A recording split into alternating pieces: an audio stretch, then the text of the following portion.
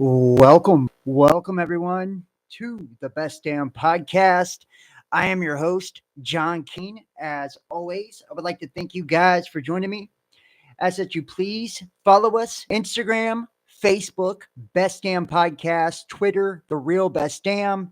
And wherever you're watching this from, please make sure to hit the like, give us a thumbs up, leave a comment, let me know what you think, and share this link. It helps me to reach more people, so share it. That's the best way to support me is by sharing the links. Also, don't forget to subscribe. Check out the links in the description box. You can find all of our other channels and social media as well. Okay, looks like we have the mic working and everything.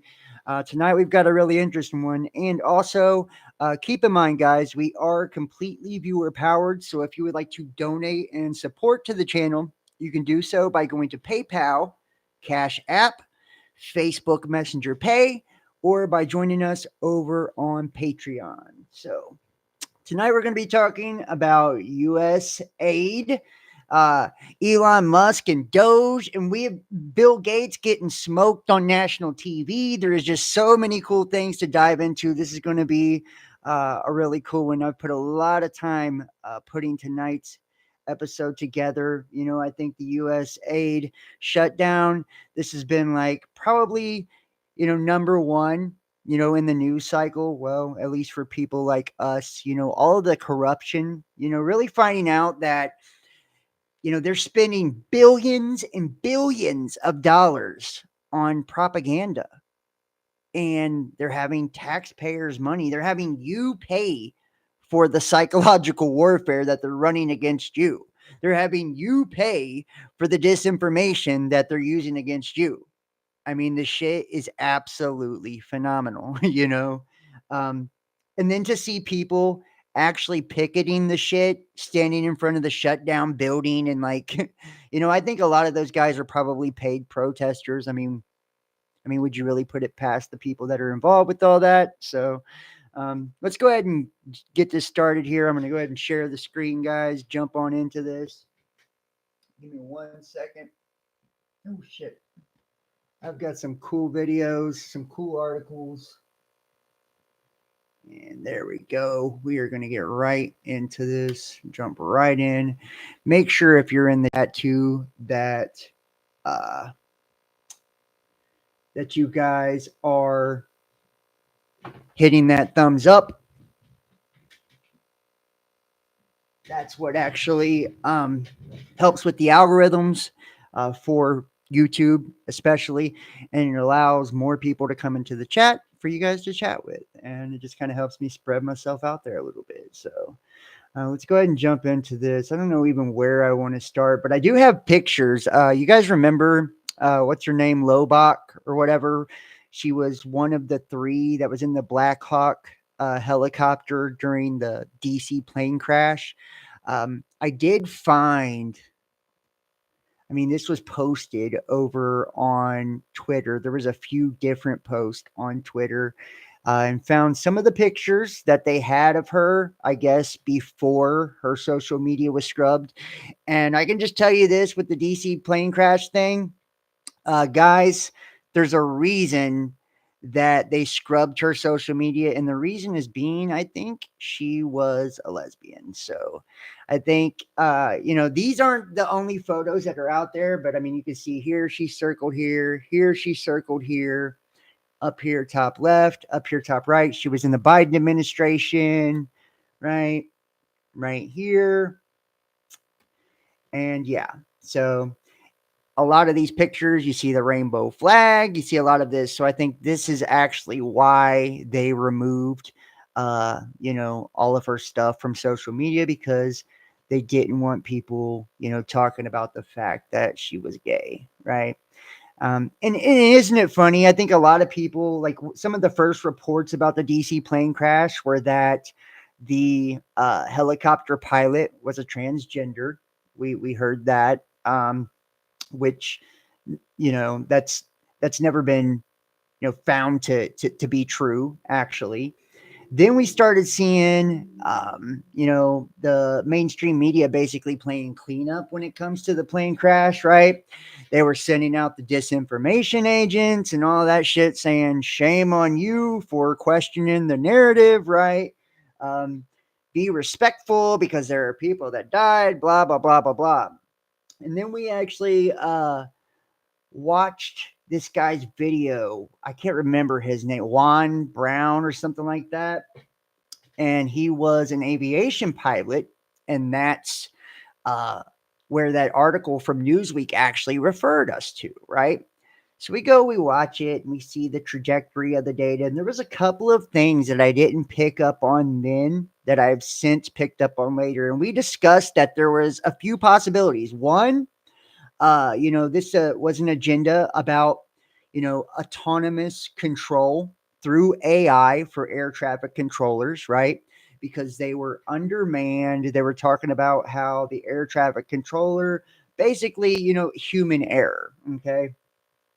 But then what I seen was when I was watching the guy's video and he was showing the different trajectories for the landing of the plane, I seen that they had him at the last second, the plane, make a landing into runway 33, right? 33, runway 33. So he was coming into, a straight on landing. And then at the last, few moments, they rerouted him, which we watched. It had him do like this little elbow turn and then go to landing strip 33. Now, anytime we ever see crisis acting, false flags, anything like that. And hold on, let me just check my sound here, guys.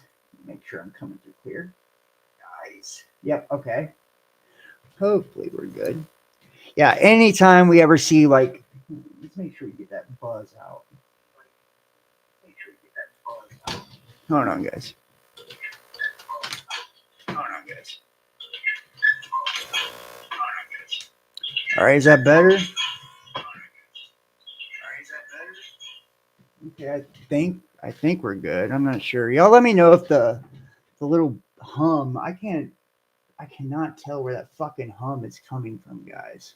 Seriously. So um if you're watching this at home, let me know if you guys can, if everything sounds good, you can hear me and all that stuff. Yeah, please let me know if you guys can hear me and you can see me clear. Everything's coming through clear.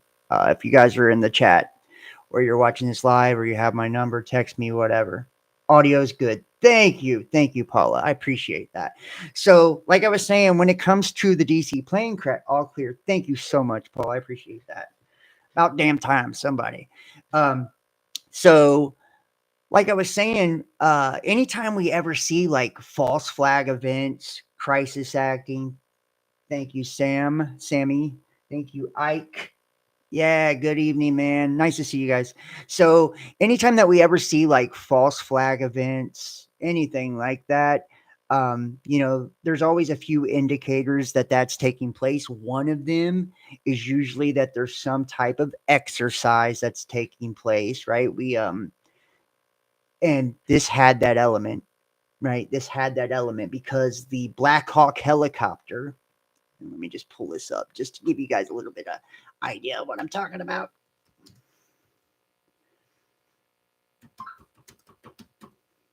Ooh. Okay. Yeah.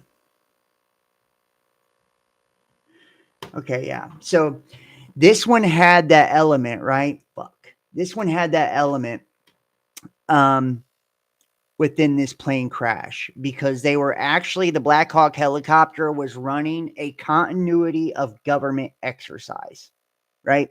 So anytime we ever have these false flag events, one thing that we see synonymous with these things is they're running some type of exercise.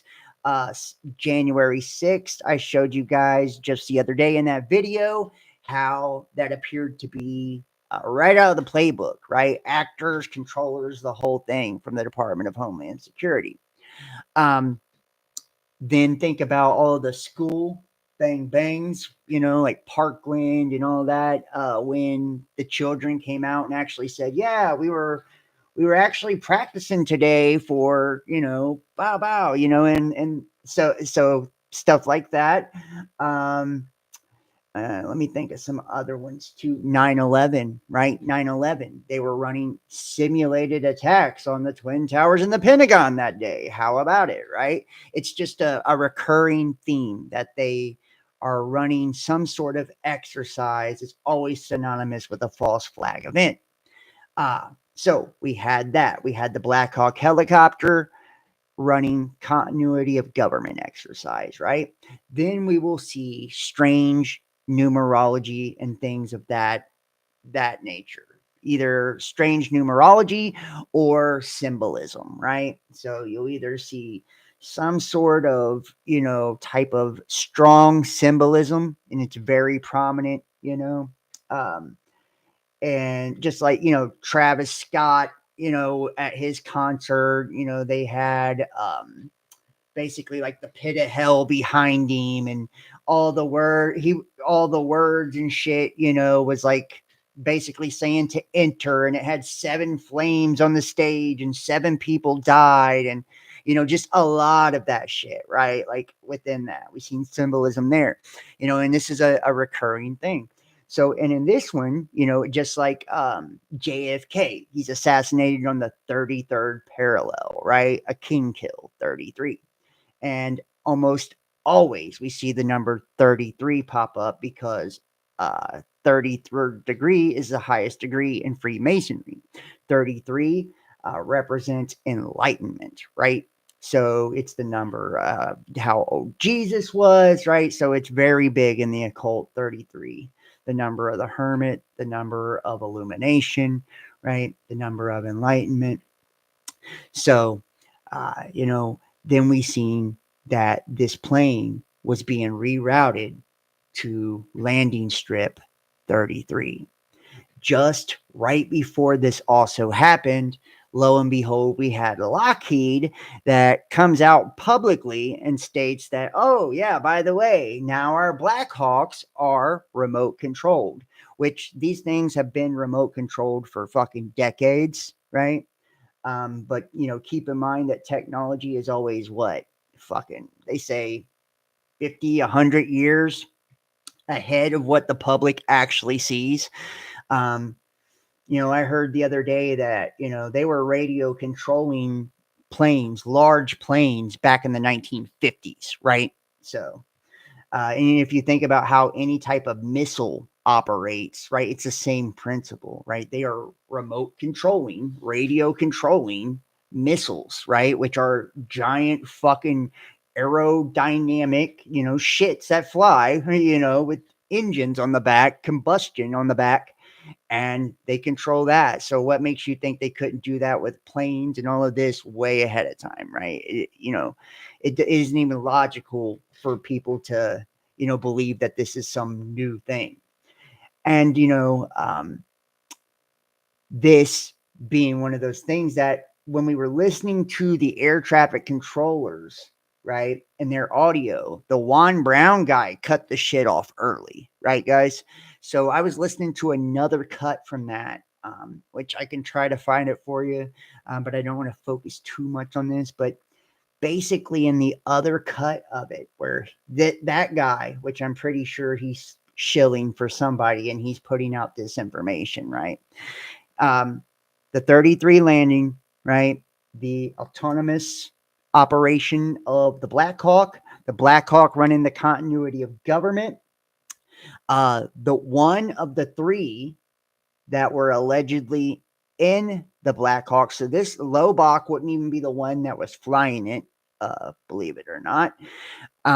So they don't even know who the fucking pilot was. And she was, she was part of the LGBTQ community, right? So there's your politicized agenda as well, right? The LGBTQ community is part of that. Um, and then, like we said, there is the possibility of there being nobody in there at all because over the air traffic control, the radio, they told that fucking helicopter to turn around like a bunch of times, like saying they were on head on for a collision for like a minute. They had, you know what I mean? So, and you can actually hear in some of the audio the alarm and shit buzzing off as they're saying it, you know. So the helicopter has the same goddamn, you know, radars inside of it that they do in traffic control. So, you know, if there was someone in the helicopter, they would hear that, you know, like they would hear that they were about to smash into somebody well ahead of time. Not to mention, they would be wearing night vision goggles in a helicopter at low altitude where they could see very clearly, right? Because they're at a very low altitude, great vision in a helicopter with night vision goggles. And you're telling me that they couldn't see a plane fucking lit the shit up, you know, like with night vision?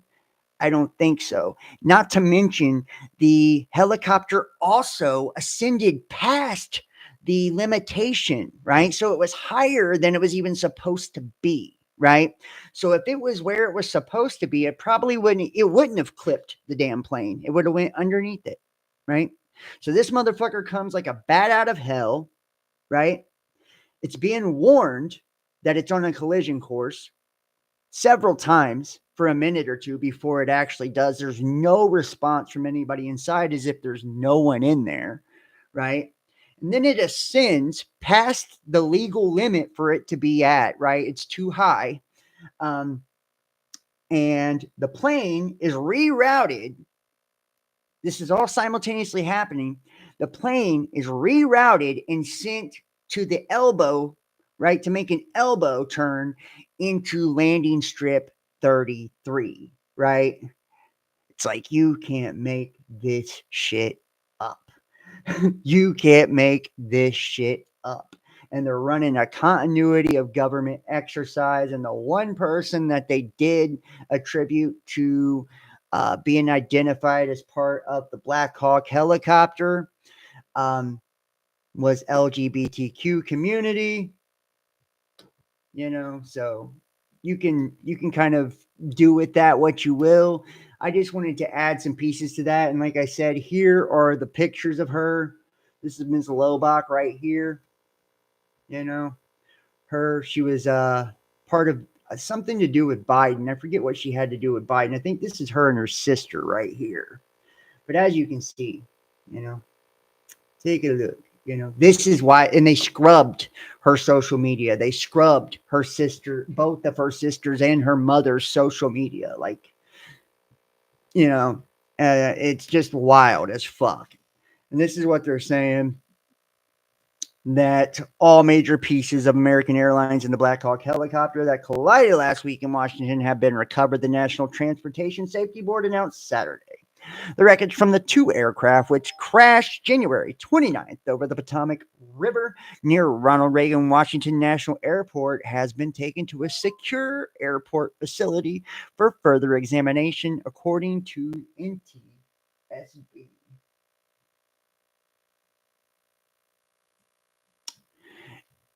And investigators will be looking for witness marks on the aircraft that could provide clues to the angle of collision, the agency said in a news release Saturday evening. What the fuck?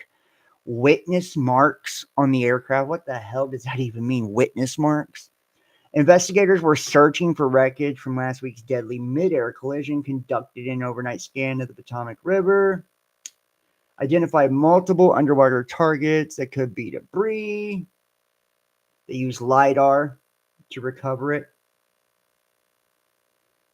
And you got to think also, you know, the political agenda, not just the autonomous using AI, you know, for air traffic control, because we already know, you know, about there being an agenda for autonomous driving for vehicles and shit like that, electric vehicles, you know, all of this green agenda, you know.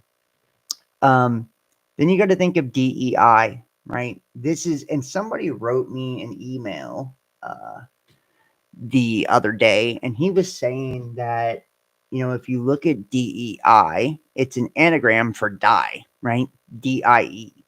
He just wanted to point that out because you see a lot of this, right? So they're bringing up DEI a lot associated with this, right? So that's just kind of a cool little neat fact. And then the DEI, Alicia Keys was talking about how great it was at the Grammys or whatever, and then they were shorthanded and they didn't hire are over 1,000 qualified air traffic controllers because they were too white because of DEI, right?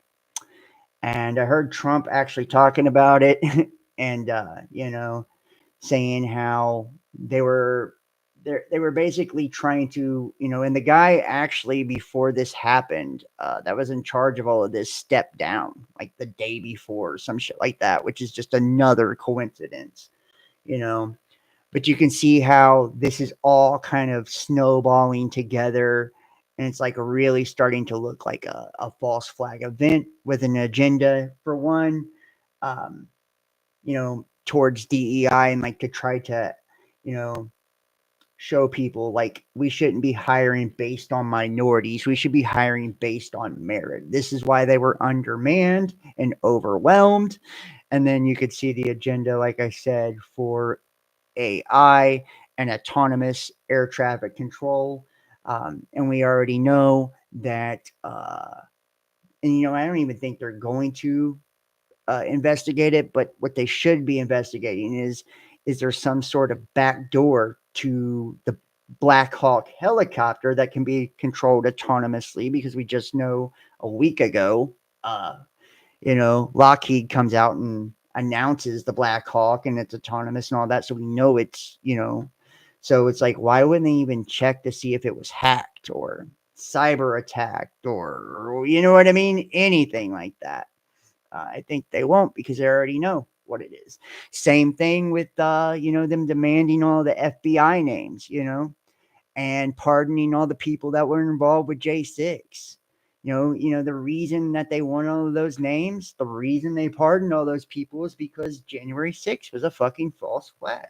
It was a false flag. They had crisis acting and the whole nine going on, and they used it to fucking demonize that particular group of people. They went after them, and the FBI and federal agents were so fucking thirsty and greedy that they ran the score up on them and charged them and put them in federal prison and shit, and now it's blowing up in their face. When Trump comes back into office, he pardons all their ass and says, hey, we're not just going to fire you.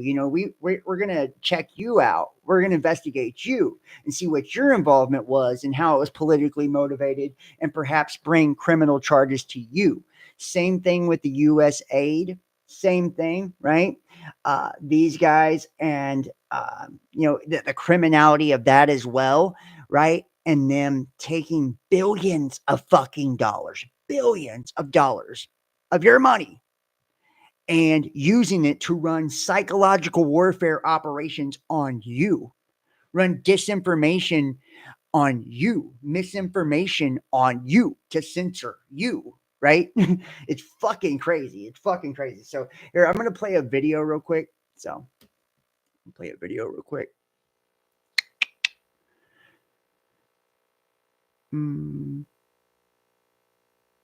Yeah, thank you guys for joining me. Hey, and if you're in the chat, please, please, please make sure to hit that like, give this a thumbs up, okay?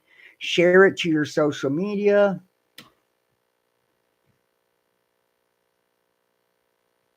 Here we go. Right here. And we're going to go into U.S. aid, and this is the United States Agency for International Development, or USAID, and it is an independent agency of the United States government that is primarily responsible for administering civilian foreign aid and development assistance. Statute law also places U.S. aid under the direct authority of policy guidance of the Secretary of State. with a budget of over 40 billion in 2023.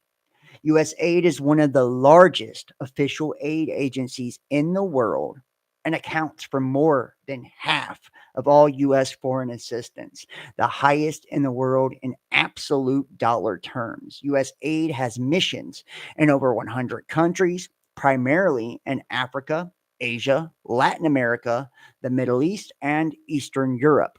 Critics have accused USAID of being a tool for U.S. interventionism. In 2025, the second Trump administration announced sweeping changes to U.S. aid. President Donald Trump ordered a near total freeze on all foreign aid. Elon Musk, head of the Department of Government Efficiency, or Doge, announced the intention of shutting down USAID. The New York Times reported that nearly all USAID employees had been laid off. A lawsuit was then filed by representatives of USAID employees and the American Federation of Government Employees in the United States District Court for the District of Columbia, requesting a preliminary injunction against the administration and that all recent actions related to its attempted disbandment be reversed due to, quote, unconstitutional and illegal actions, leading to a temporary restraining order being placed by U.S. District Judge Carl Nichols the next day, pausing the plan to put USAID employees on leave and pausing the accelerated removal of people from their post abroad. And the creation, Congress passed the Foreign Assistance Act on September 4th, 1961, which reorganized U.S. foreign assistance programs and mandated the creation of an agency to administer economic aid. The goal of this agency was to counter Soviet Union influence during the Cold War and advance U.S. soft power through socioeconomic development. USAID was subsequently established by the executive order of President John F. Kennedy, who sought to unite several existing foreign assistance organizations and programs under one agency. Congress authorizes USAID's programs and the Foreign Assistance Act, which Congress supplements through directions and annual funding, appropriation acts, and other legislation. As an official component of U.S. foreign policy, USAID operates subject to the guidance of the President, Secretary of State, and the National Security Council. And I tell you what, watch. These are some corrupt motherfuckers right here. I bet that. Here we go.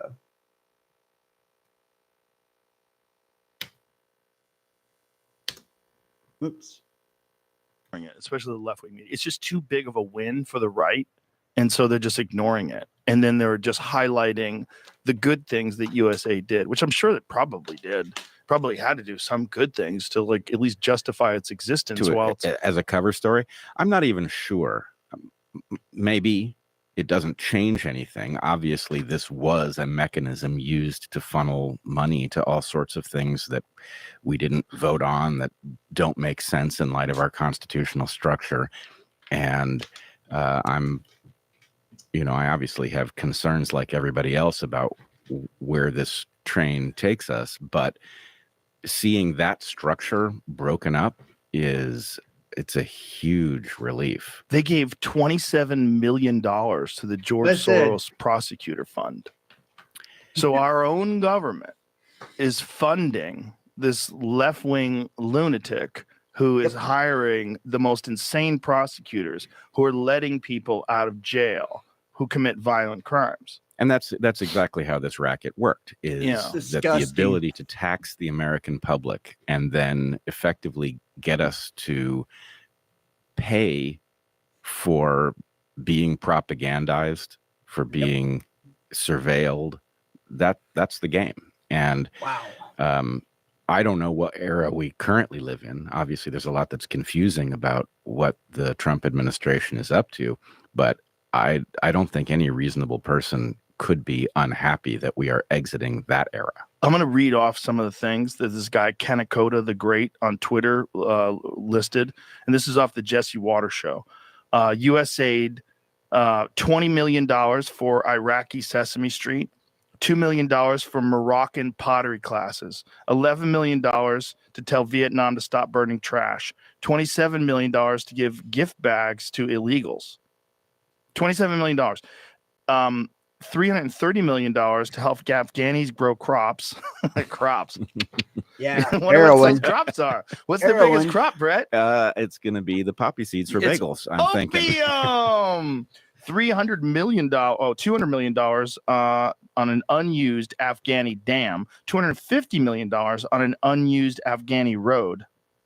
This is wild.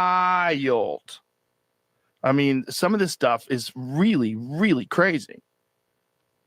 Well, yes. And, USAID is, of course, riddled through whatever international madness it is that caused us to open our southern border and facilitate an invasion through the Darien Gap. So, seeing that structure laid bare is it almost feels like it can't be real. Like it can't have been this close to the surface, and yet here we are.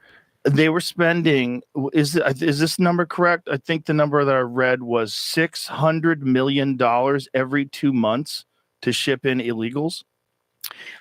Sounds right. I don't know the number offhand, but what the fuck?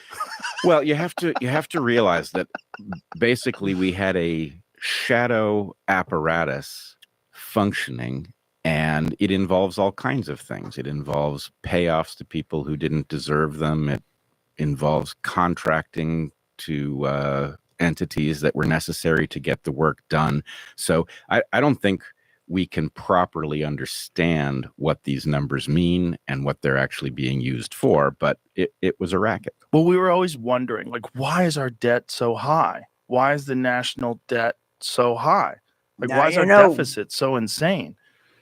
Well, this is it. I mean, how about the one where they paid $236 billion, like, for chargers? Do you know that they were trying to set up chargers? You mean car chargers? And they only built a couple of them? Excuse me. $40 billion for electric car ports. 8 ports have been built. You know how crazy that is? $40 billion. They built for car ports. But I have to say, as much as this is shocking, I wasn't surprised. I thought that effectively our entire... Yeah.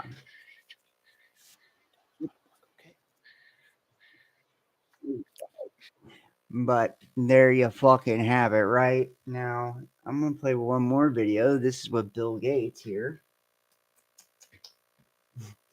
And I mean, honestly, listening to some, I'm thinking money laundering. Oh, fuck yeah, there was money laundering. Fuck yeah, there was money laundering. Paula Hawk, Ike Remotely, Claudette Malespina, Kimberly F., Jay Marshall. Yeah, thank you so much, guys. Sammy Lynn. Make sure to hit that thumbs up if you're in the chat. It really does help with the algorithm. It helps with the algorithm. It pushes me more on YouTube. So hit the like. But yeah, fucking definitely money laundering. And like, did you hear like just some of the shit that they were spending money on? 40 fucking million or whatever. Or 40 million, I think 40 million or 40 billion, either one, to build car chargers. They built 8 of those motherfuckers, an unused dam, an unused road, and like they were just taking the money and not doing shit, right? And then paying how many million, 27 million or something to George Soros legal fund. Like, what in the fuck?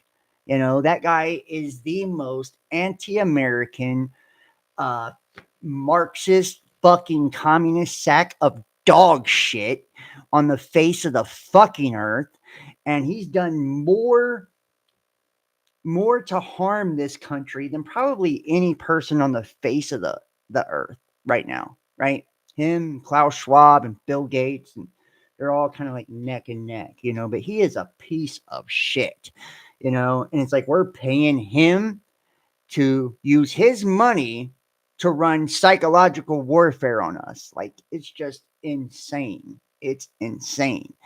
And, we're paying for our own brainwashing, It's like we're paying to get it right up the ass. Soros is evil as fuck. Yeah, Soros is totally evil. So I got one more video here before we dive into the articles.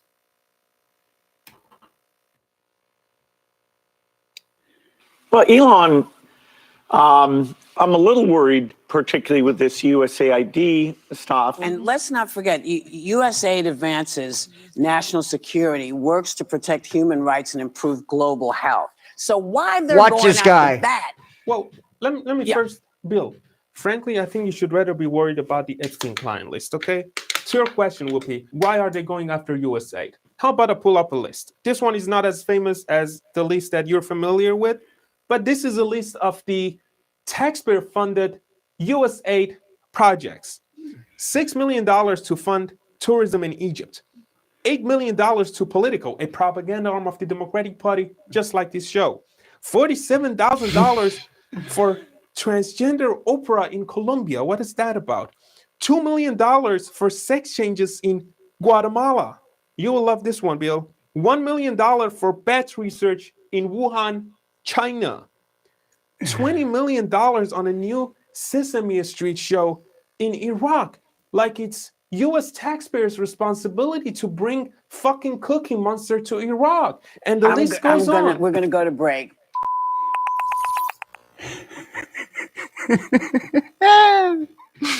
He said to bring fucking Cookie Monster to Iraq. Oh my god, dude. But you see it. USAID union sues Trump administration to halt unconstitutional and illegal cuts. This is fucking nuts. Unions representing foreign service officers and federal employees at the United States Agency for International Development are suing the Trump administration to halt efforts to dismantle the agency and freeze foreign aid. These actions have generated a global humanitarian crisis by abruptly halting the crucial work of USAID employees, grantees, and contractors. They have cost thousands of American jobs, and they have imperiled U.S. national security interests. The lawsuit filed in a Washington, D.C. federal court on Thursday evening said the lawsuit argues only Congress can dissolve the agency and calls the Trump administration's actions unconstitutional and illegal. And this is I'm going to drop this down in the chat too for y'all. This is the actual lawsuit. Yeah, Whoopi Goldberg's a fuckhead, dude. I mean, the whole batch, dude. I'm so glad the View's canceled. Seriously, they ain't shit, bro. They ain't shit. And you hear dude say he was like, just like this is. He said it was using for propaganda, just like this show. He said, Bill, you're gonna love this one. You're talking about the bat research in Wuhan. He said, what you should be worried about is the Epstein client list. He killed it. But I mean, every one of those people, Whoopi Goldberg, piece of shit. Bill Gates, piece of shit, right? The View, dog shit, propaganda. It needs to go away. All of the people, and they have the nerve. I was listening to the radio and shit earlier. And not only are there people, and I'll show you some of the images. Shit is fucking crazy here, huh?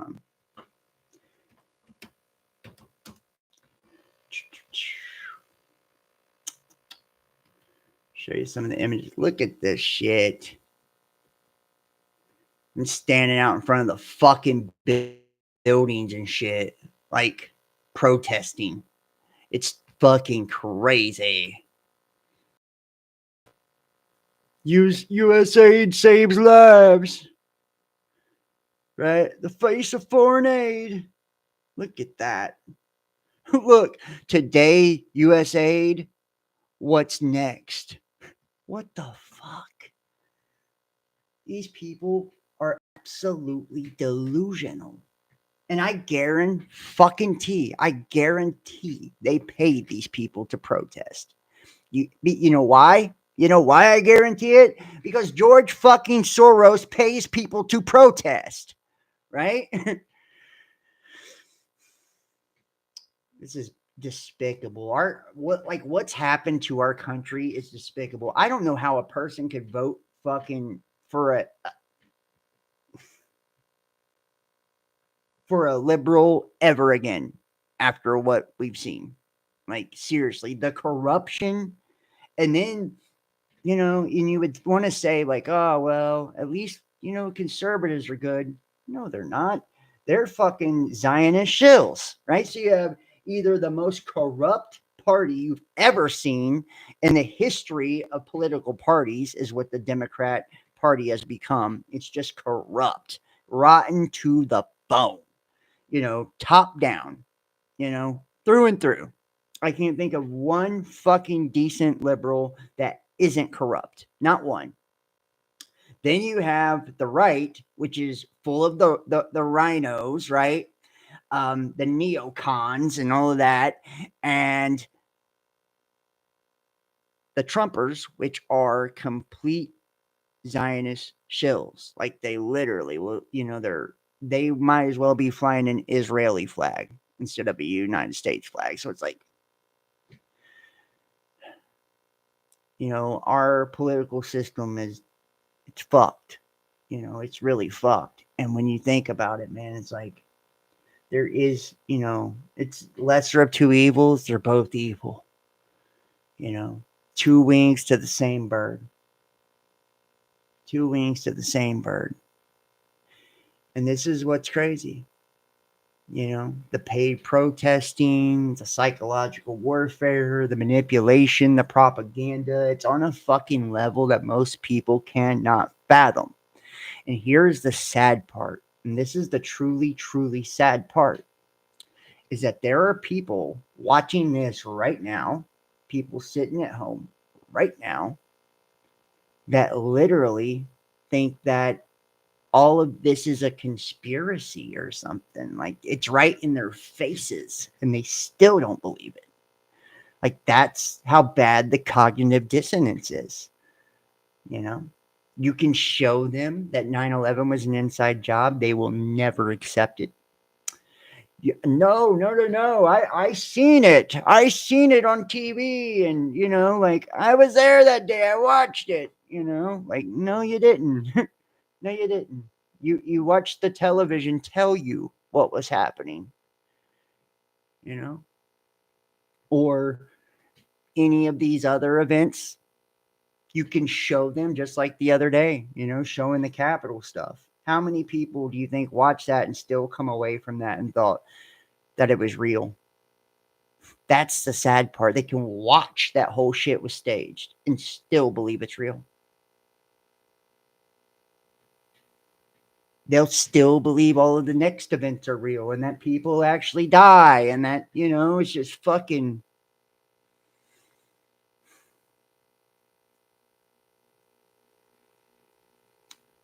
The critical thinking has just went out the window, If the television tells them, if the government tells them, then it's true. And remember, repetition is the number one method of mind control. So they just repeat it until it becomes the truth. And it's shit like this. They see this shit on television, people holding up signs, and it sounds good on the outside. So, like, all they'll see is in the media is the headlines, right? Trump took away U.S. aid, right? Foreign aid. People need that. They're hurt. All those people lost their jobs. Do you not see the corruption that is taking place within this? I mean, this is corruption on an astronomical scale. These people need to lose their jobs. They are abusing their power. They're going in there broke and becoming multimillionaires when they leave off of your dollar. They're laundering the fucking money and they're using it to run psyops on you, to brainwash you, to push propaganda on you.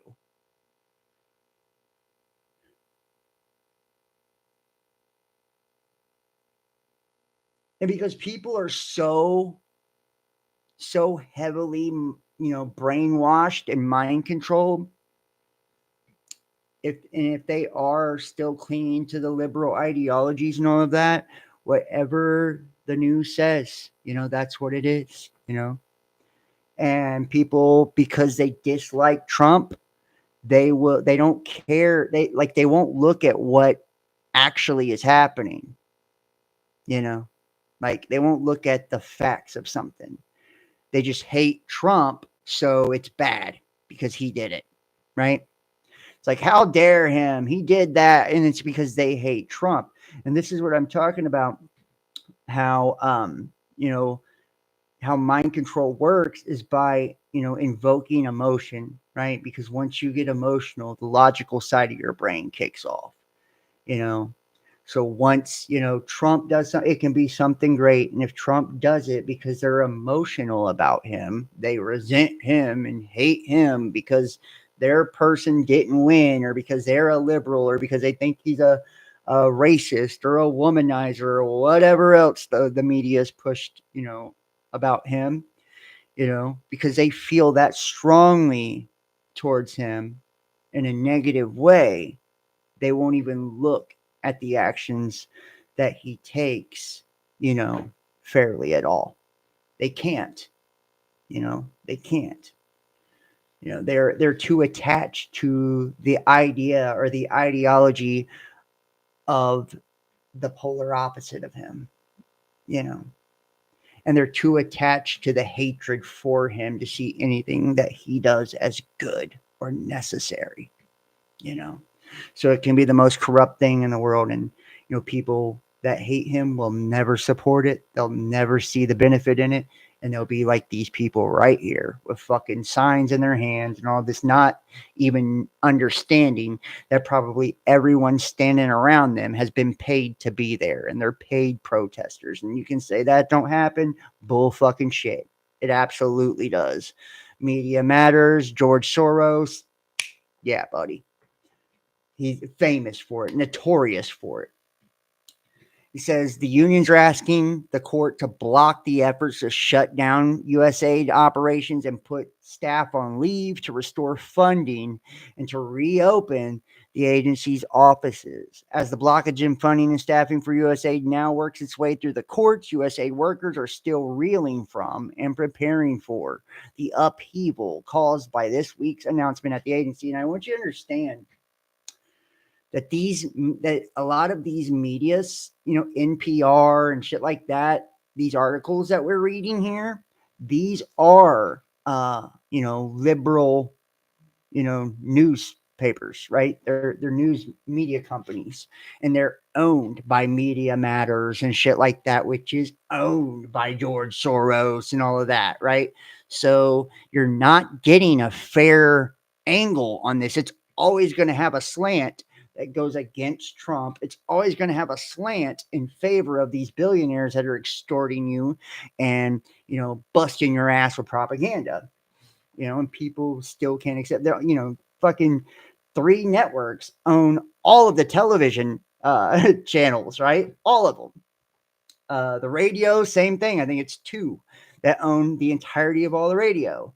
And newspapers are no different, so there's very, very, very few, and they're all owned by the same people, So you think you're getting the truth, you think you're getting something fair and balanced. No, you're not. It's all heavily politicized, and it all has an agenda. Nothing is fair and balanced anymore. Senior staff submitted a list of around 600 people to State Department leadership whose work around the world they deemed essential and could not be disrupted. But Secretary of State Marco Rubio approved less than 300 for exclusion from a broad policy that will put a large percentage of 13,000 plus workforce on administrative leave by Friday at midnight. That's according to multiple sources who shared copies of internal emails describing the forthcoming decisions with NPR on the condition of anonymity. Quote, "There is no bottom to this stupidity," said one USAID staffer who asked to speak anonymously for fear of reprisal from the Trump administration. And notice they always speak anonymously, right? It's like, stand on it, motherfucker. You want to talk it? Stand on it. Might as well shut it all down. 290 people won't be able to do anything, said a USAID official who requested anonymity because they're not authorized to speak to the press. In the Middle East, in the Middle East Bureau, and they do this too with like anonymous fucking informants and all that shit, like through the media. You know, a lot of times it's them. You know, it's them. They're pretending like they got some insider tip. You know, in the Middle East Bureau, in both Washington, D.C. and overseas, only 21 employees will be actively working at the end of the day on Thursday. The Africa Bureau will retain 12 people, 4 in Washington, 8 in regional hubs.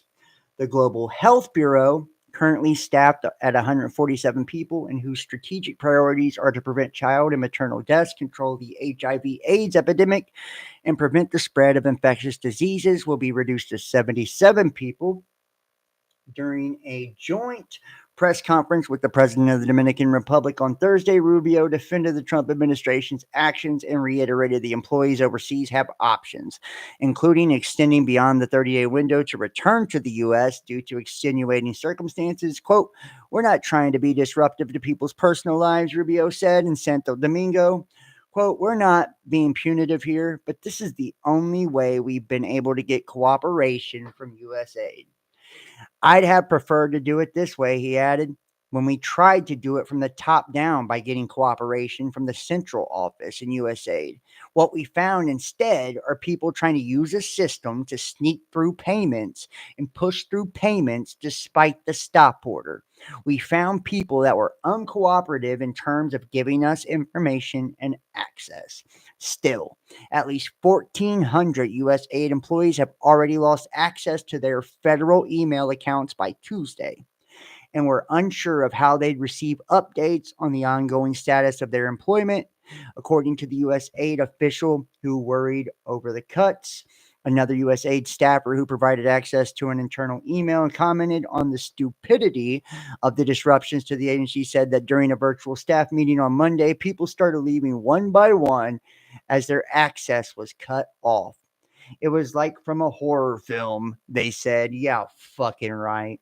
It's unclear how locally hired non-American employees in USAID overseas bureaus will be impacted by the ongoing reduction in the active workforce. The current administrative leave program appeared not to apply to locally employed staff. However, the same staffers who spoke to NPR about the emails explained that USAID Foreign Service officers are being instructed to focus only on their return home, while grant money is rapidly being eliminated. If local staff are removed, the staffers continued. They could be impacted in their home countries, like Ukrainians who might be conscripted into military service if they are no longer doing relief work with USA. And do you love that right there? Like they're trying to guilt you, right? It was like a horror movie as all of our, we lost access. They cut your access off because you were still trying to sneak money. Even though you're getting shut down, your asses were still trying to sneak money.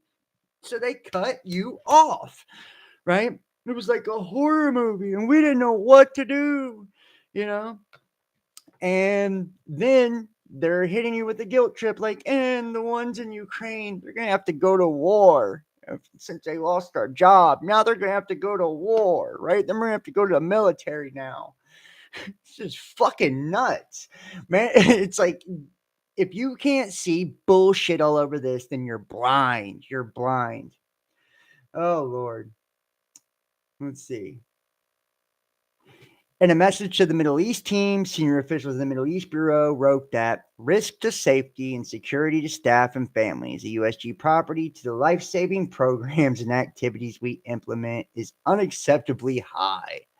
I counsel you to elevate your concerns directly to your chiefs of missions to alert them to the risks they are taking on with the manner in which this drawdown is being carried forward. He continued, calling the reduction in force a stunning and irresponsible approach to draw down. Democratic members of Congress have said the White House does not have the legal authority to shut down USAID as an agency. However, by removing funding and shrinking active staff to the bare bones, a Trump administration could avoid congressional oversight or an official action by Congress to close the agency.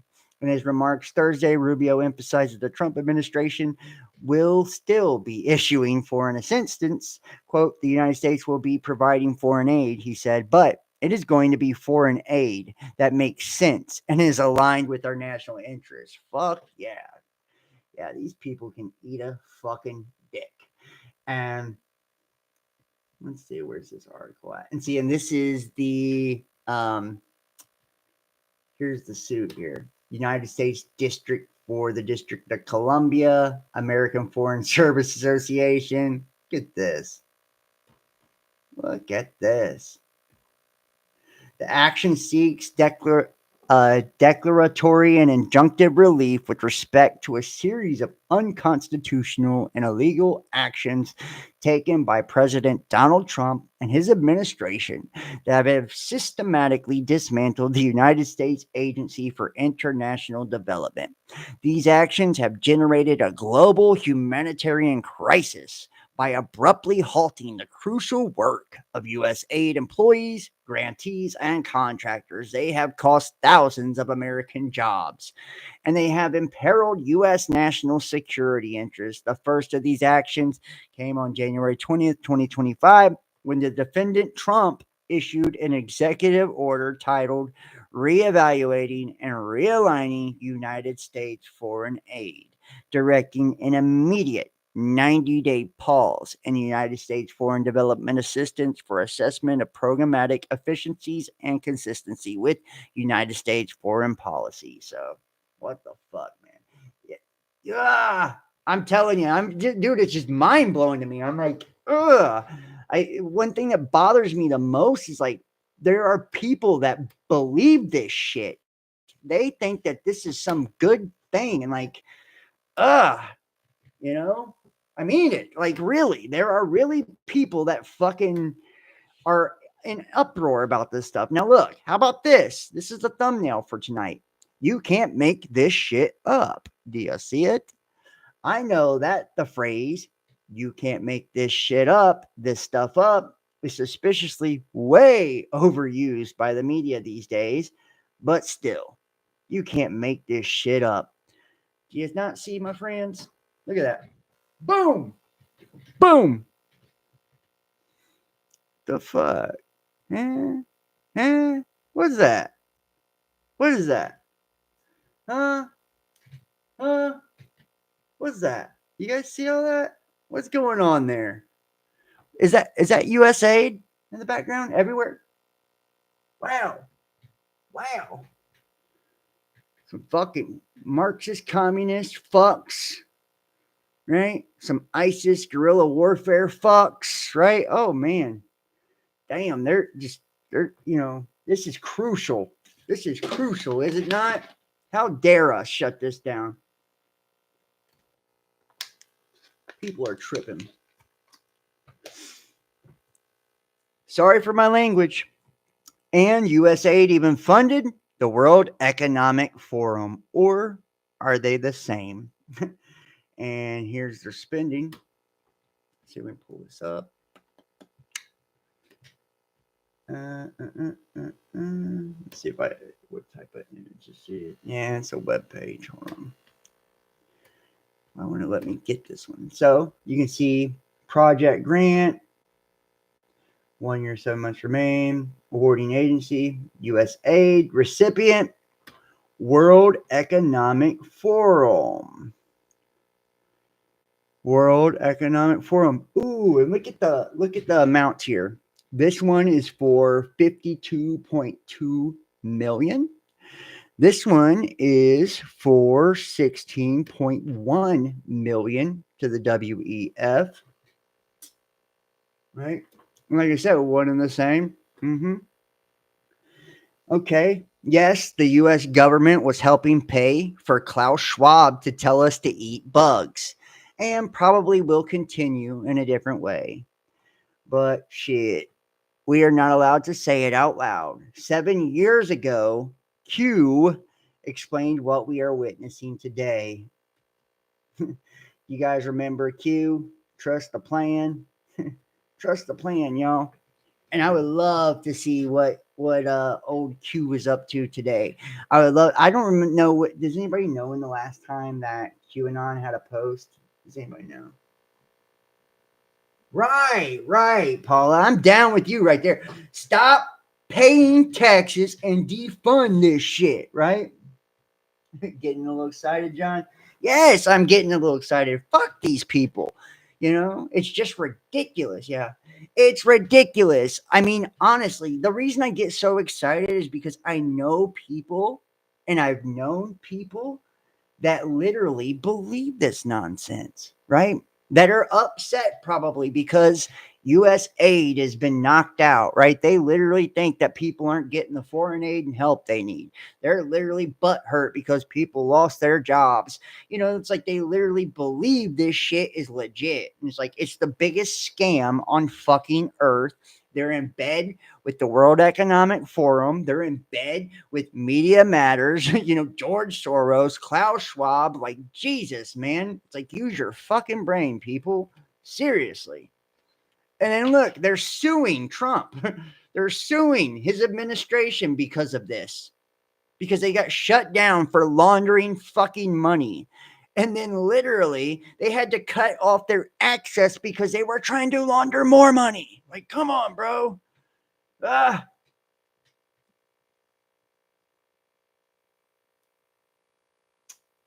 We have a blizzard warning issued for my area. I'm so excited. Been waiting for a good snowstorm for the past 3 months.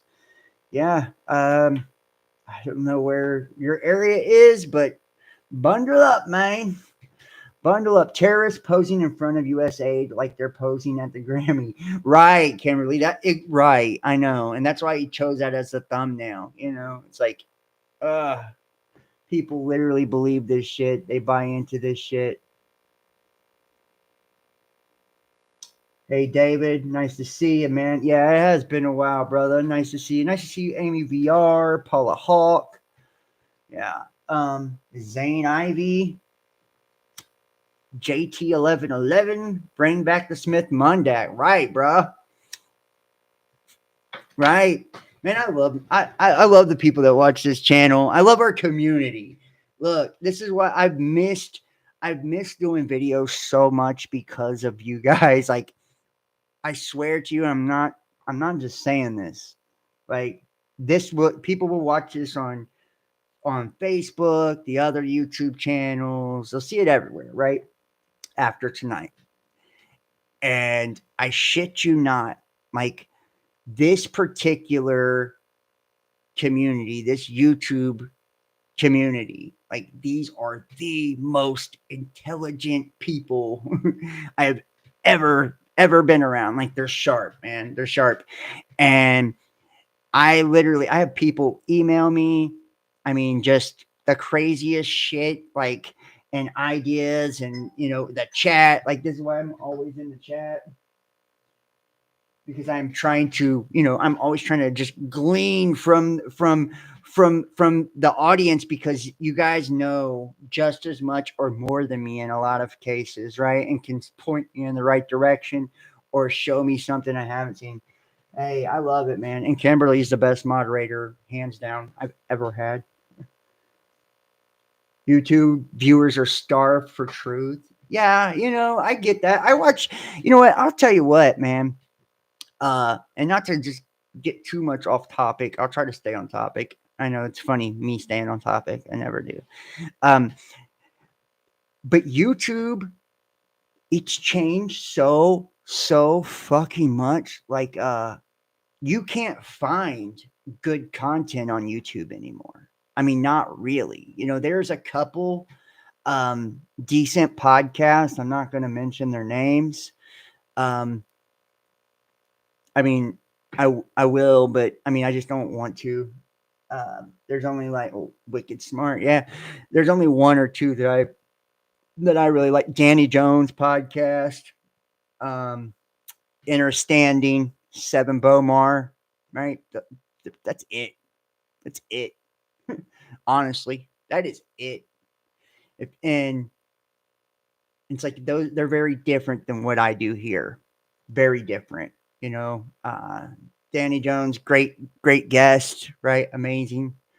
And then Savan, you know, very advanced spiritual content, you know.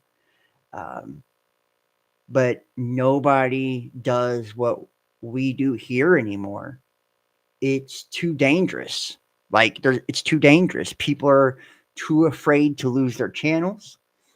They're too afraid to be censored, to be demonetized. I've already been demonetized. Um, I have 3 channels, all 3. Now, 2 of them are demonetized. I got my 3rd channel back, and it's my name. If you guys go and subscribe to that one, help me reach 1,000 subs. I'm like 712 subscribers there. John Keen 33 is that one. Who knows? They might monetize it. Who fucking knows? You know, but you know, that's why you don't see that on YouTube anymore, you know, because they're too afraid to get strikes, they're too afraid to be demonetized, or you know, all of that. And the thing is with content creators, once you're demonetized, you're at the mercy of your audience, you know. And today's culture, when I first started doing content about, you know, 7-8 years ago or whatever, very, very different culture than now. Back then, it was all about donations. Everybody was donated, right? That was like how content creators made their money. That's how they kept going. Now, nobody donates on any platform hardly. It's a very, very rare thing to like see. Even, you know, I'm talking even other creators, people rarely donate anymore. So content creators aren't willing to put themselves out there and be demonetized because they know that if they do, they're not going to be, their audience isn't going to take care of them, basically, right? So they're like basically like, oh, well, I got to take care of myself, so I'll self-censor in order, you know. And it's like it makes their content watered down and shit like that, you know. But you know, it's like, I guess it's on how you personally want to go about it, you know. I just try to, these days, I try to just do what I do and not think about nothing else. Just like, you know, say what I want to say, do what I want to do, and just let the rest take care of itself. You know what I mean? Because it is what it is, you know, at this point. It is what it is. So, you know, it's like it's about the truth anyways, you know, and it's like I think if we continue to bring awareness to stuff like this, more, you know, you got more and more people that are now waking up, like more than ever before. People are waking up, you know, and I think people are going to eventually start to get it because, you know, there's a lot of new age programming that have really fucked people's brains up. It really has. It's like convinced them. And you guys know there was like propaganda and shit like that ran really hard on communities like ours and people like us, the truth community, to where, you know, back in the day, it was looked at, you were looked at as like a sellout if you made money by doing the, you know, truth or spiritual stuff or whatever, right? And the reason they would do that is because the system, you know, they were trying to keep people from being able to grow, expand, and actually, you know, make a real impact and have real influence, right? And you've seen it work. It was very effective. It really was. They're living in fear. Yeah, the fear is our greatest enemy. You know, it is our greatest enemy. You know, it is. And it's so divide and conquer now. And like I said, the new age shit has really, they've been confused, like thinking everything is about self, right? Like, oh, well, I need to love myself, and da da da. And it's like, yes, that's true, but it's like I think people don't understand, like, there's these principles that you're being fed by a lot of these people, these so-called gurus. For one, they're very inverted, upside down Luciferian principles you're being told, and a lot of these people are disinformation agents and all of this that are feeding you shit to start with, and it's like, we are supposed to better ourselves, right? That way we can be better for others. When we have knowledge, we share it. We share that knowledge. We share that truth, right? That way all of us can become more aware. That way all of us can grow, you know? And instead of being so much about self, we have to be more about community, and about the world and the impact we're making on everyone else, because it's like, what is our legacy? What are we leaving as our mark in the world? What is our legacy? What did we do in this world? Like, did we do anything important? Did we leave a mark whatsoever? Were we good at anything? Did we stand for anything? Did we help anyone? Did we give in any way to the world? And it's like, we're blessed with talents and gifts and all of that to share, with others, and to make other people's lives better, to enlighten others, to teach others, to strengthen others, to help others, to bless others, to love others, to, whatever your gifts and all of that is. And it's like, I feel like we've lost that, this generation, especially over the last few years, it's really lost that. It's like, we have to see, it's a divide and conquer tactic, and it's about us coming together, uniting, being stronger together. Now, we'll look at the Q post here. Definitely agree. Yeah, it's the truth. We look at the Q post here. U.S. taxpayers are paying for it all. Paris Accord equals scam. Trillions. Red Cross equals scam. Billions. Foreign aid equals scam. Trillions. War equals scam. Trillions. On and on. Who audits where the money actually goes? Who actually receives the money? The U.S. taxpayer is funding the very people we are engaged in taking down. Slush funds everywhere. Think GS pays for Antifa out of his own pocket. Think George Soros pays for Antifa out of his own pocket. The hole is deep. Feel sick yet? Woo! Damn, that is some gun smoke right there, isn't it? So this is a Q post from January 7th. That's my dad's birthday. R.I.P. Dad. January 7th, 2018. And it's talking about the U.S. taxpayers paying for it all, right? Paris Accord, which is the climate treaty. Trump withdraws from that. Red Cross, big scam. Foreign aid scam, right? And who audits where the money actually goes? Who actually receives that money? The U.S. taxpayer is funding the very people we are engaged in taking down. Slush funds everywhere. Do you think George Soros pays for Antifa out of his own pocket? The hole is deep. Feel sick yet? Wow. Yeah, baby. Talk about some shit right there. And please don't fall for everything. CIA, you are fired. The most CIA things to do is to convince people they are powerless, to better spy on you and us. And by the way, do you think that Doge will cut this spending? I think it will. I think it will add a 0 or 2 to the final amount. And here's the spending.gov. Space exploration technologies Total awarded $20.1 billion. Is that supposed to be a death threat? Yesterday, Netanyahu gave Trump a gold-plated pager and a regular pager as a gift.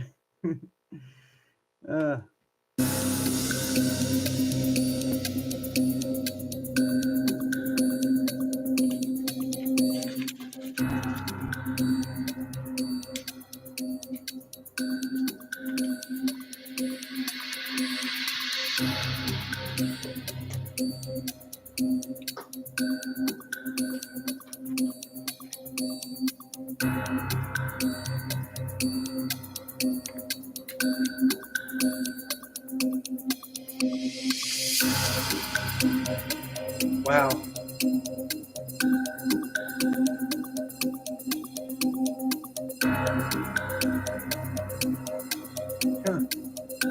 It's an Apollo. How about that?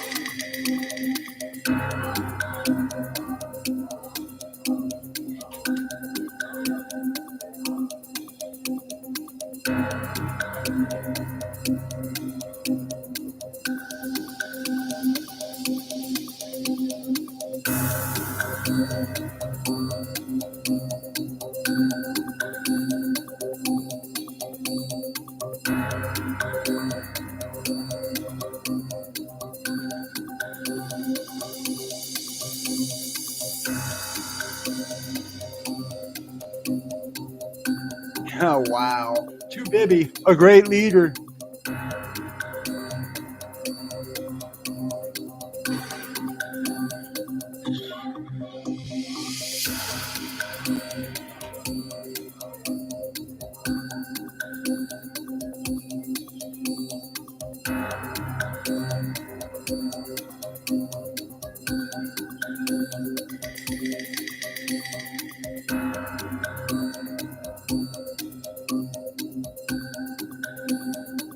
Wow.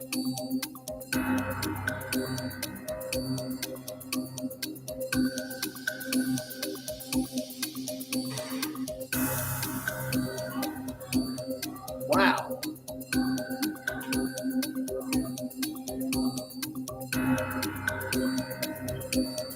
You gotta be fucking kidding me.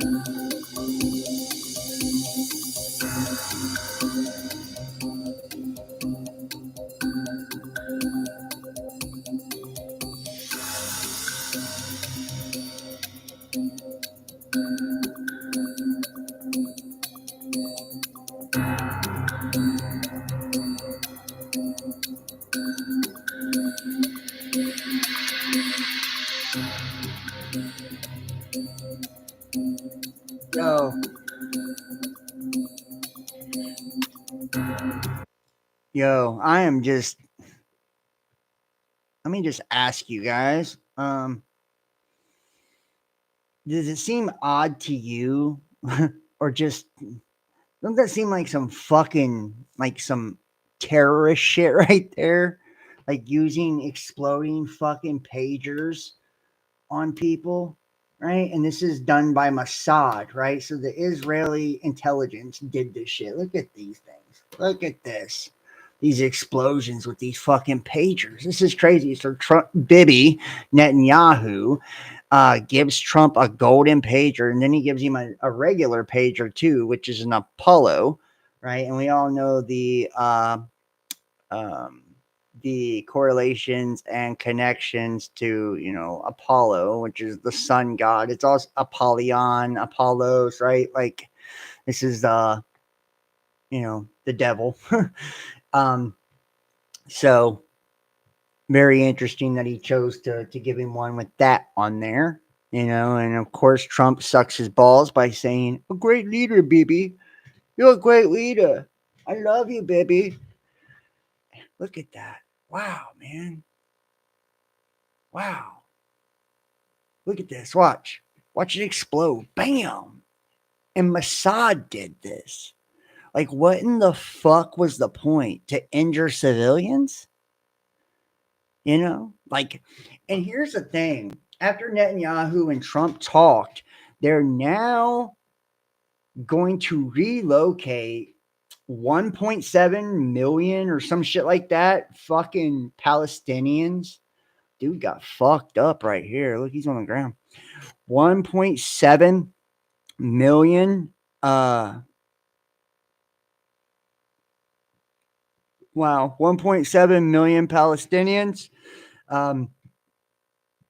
completely out of Palestine and turn Palestine into some fucking international luxury resort. Basically, it's fucking nuts. They're going to demolish all of it. It's I can't believe what I've seen. And like I said, you can go with the liberal, corrupt motherfuckers on the left. They are the most corrupt party we've seen in the history of parties, right? The liberals are. I'm sorry. And I know two wings, same bird, right? Don't even get me started on that shit. Just assume I already know that, because I do. So we know there's absolutely corrupt, rotten to the core. But then, and then the neocons on the right as well. But then when you see Trump and the way he is with Israel, man, it is sickening, man. It really is, because Israel is a terrorist state. They are a fucking terrorist state. The way they have done those Palestinian people is despicable. Like, the way they've done them is despicable. Some James Bond shiz. Yeah, that is some James Bond shit.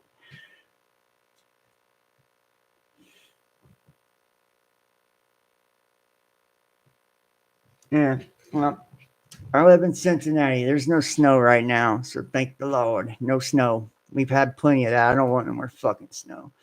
Benjamin Netanyahu reportedly gave Donald Trump a golden pager and a symbolic reference to the covert operation that turned Hezbollah devices into lethal explosives in an attack last year. See, what the fuck, man?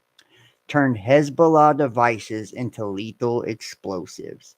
The synchronized detonation of thousands of low-tech electronic pagers on September 18th killed at least 12 people, including 2 children and 2 healthcare workers, and injured more than 3,000 across Lebanon and Syria.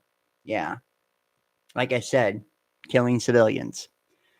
Thousands of Taiwan-built gold Apollo pagers exploded across Hezbollah strongholds when their owners responded to a text saying they had received an encrypted message by attempting to decode it. Or was this just another joke? No jabs for Bill Gates' children.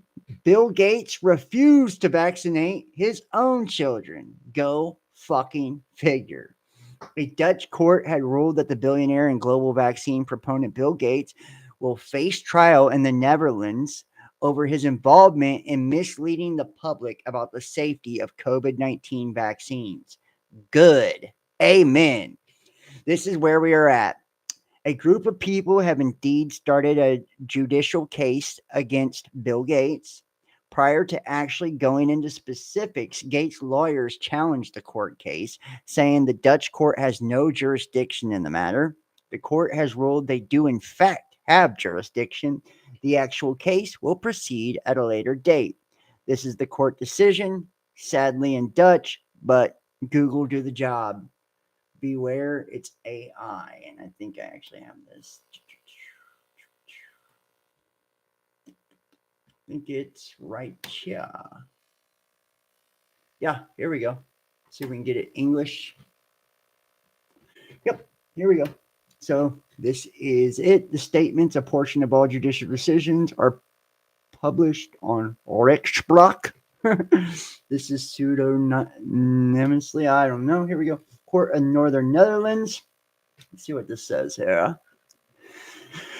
Jurisdiction, incident, private international law. The Dutch court has international jurisdiction over the American co-defendant on the basis of Article 7RB. The Court of Northern Netherlands has comparative jurisdiction because one of the defendants lives in Friesland. There is such a connection between the claims against the defendants that reasons of expediency justify joint treatment. This connection consists of the fact that the claims have the same legal basis and partly also the same factual basis. we can see any of it.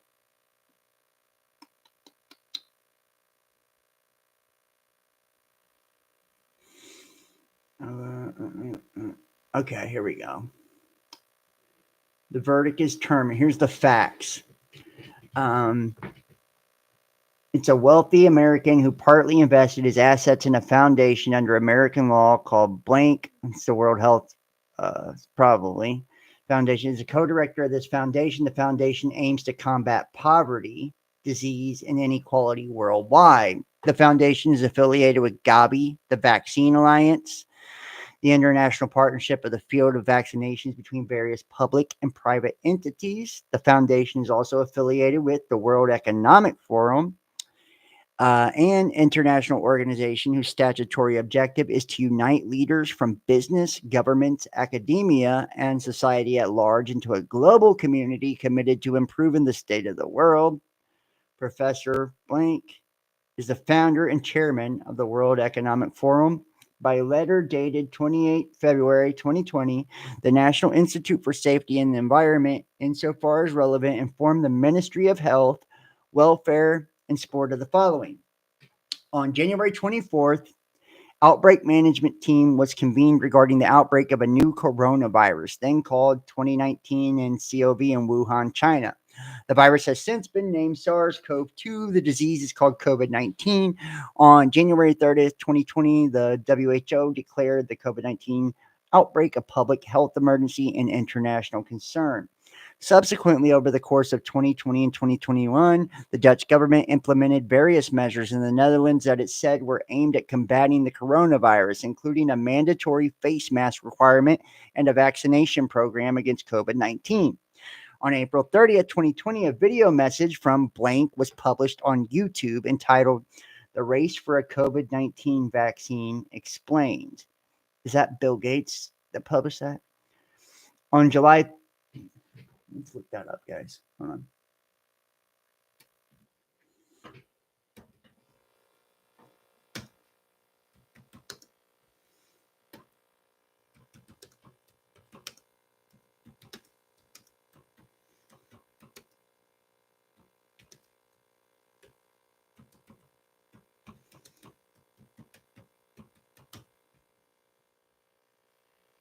Yep. Whoop, whoop, whoop. Here we go. The race for a COVID-19 vaccine. The most urgent invention in the world right now is a vaccine that prevents you from getting COVID-19. What vaccines do is they teach your immune system about the pathogen. This is the coronavirus, and this shape on its outside is called the spike protein. It grabs on to the cells in your body that have a particular receptor and get that cell to make billions of copies of this virus. The first time that you're exposed to this virus, it takes literally days for your immune system to realize that it's a bad thing. So how do we get the immune system to go faster? Well, the idea of a vaccine is to give you an exposure to something that looks like this. So you're getting your body to make a lot of antibodies that can take these viruses and actually kill them. There's over 100 different efforts making many different types of coronavirus vaccines. So how do you make a vaccine? Usually you're injecting at least part of the shape of the virus. Sometimes you do the whole virus, but it's attenuated so it doesn't multiply too much. Sometimes you take the virus and you kill it. You won't get sick because they're not duplicating. What's typically done is you just take either a piece of the virus or just the spike, that thing on the surface, and you put it on something else. So there's no risk at all of causing the disease. One final way that's new and is promising is called the RNA vaccine. With RNA and DNA, instead of putting that shape in, you put instructions in the code to make that shape. So the Gates Foundation, along with a great number of partners, are looking at these different efforts. We've never created a new vaccine in less than 5 years. So this is urgent, and it's going to require incredible collaboration. It's going to have to go to 7 billion people. So I am optimistic that one of the vaccine efforts will give us vaccines in the next 18 months. And we'll make sure that it's produced in volume and that it's accessible to everyone in the world. That's how we're going to end this pandemic. Wow. What a fucking slime. I mean, honestly, wow. Like, looking back, how full of shit was that man? You know? How full of shit was he? Phew. Where's it at?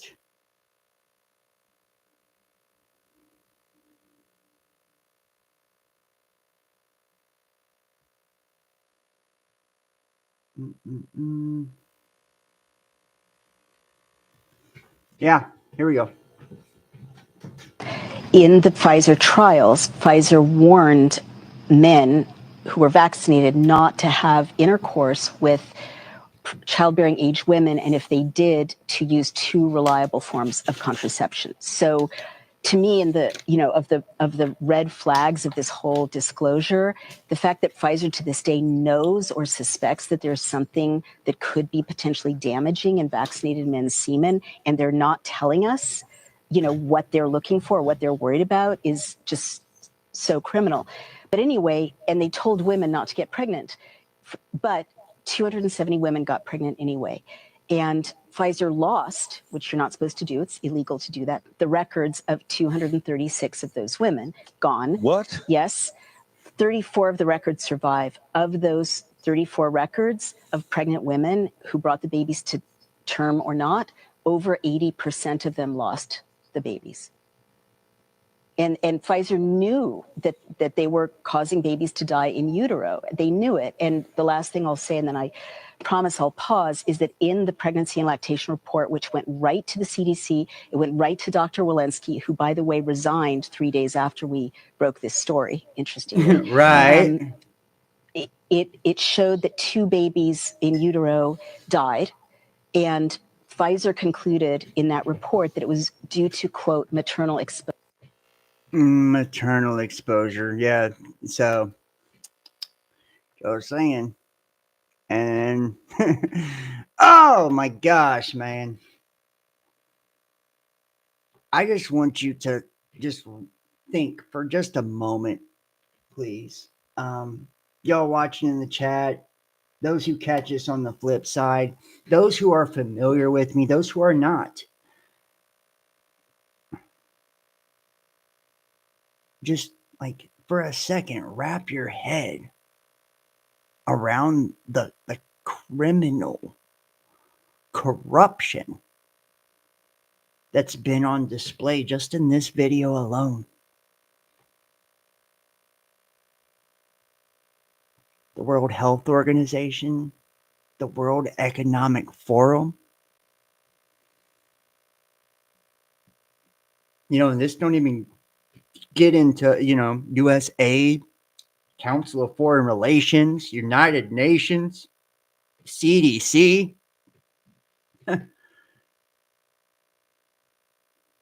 Yeah, you can say depopulation because that's what the agenda is, right? And there's other videos, and see, we just showed the one they were referring to, where he said you couldn't get it. He lied.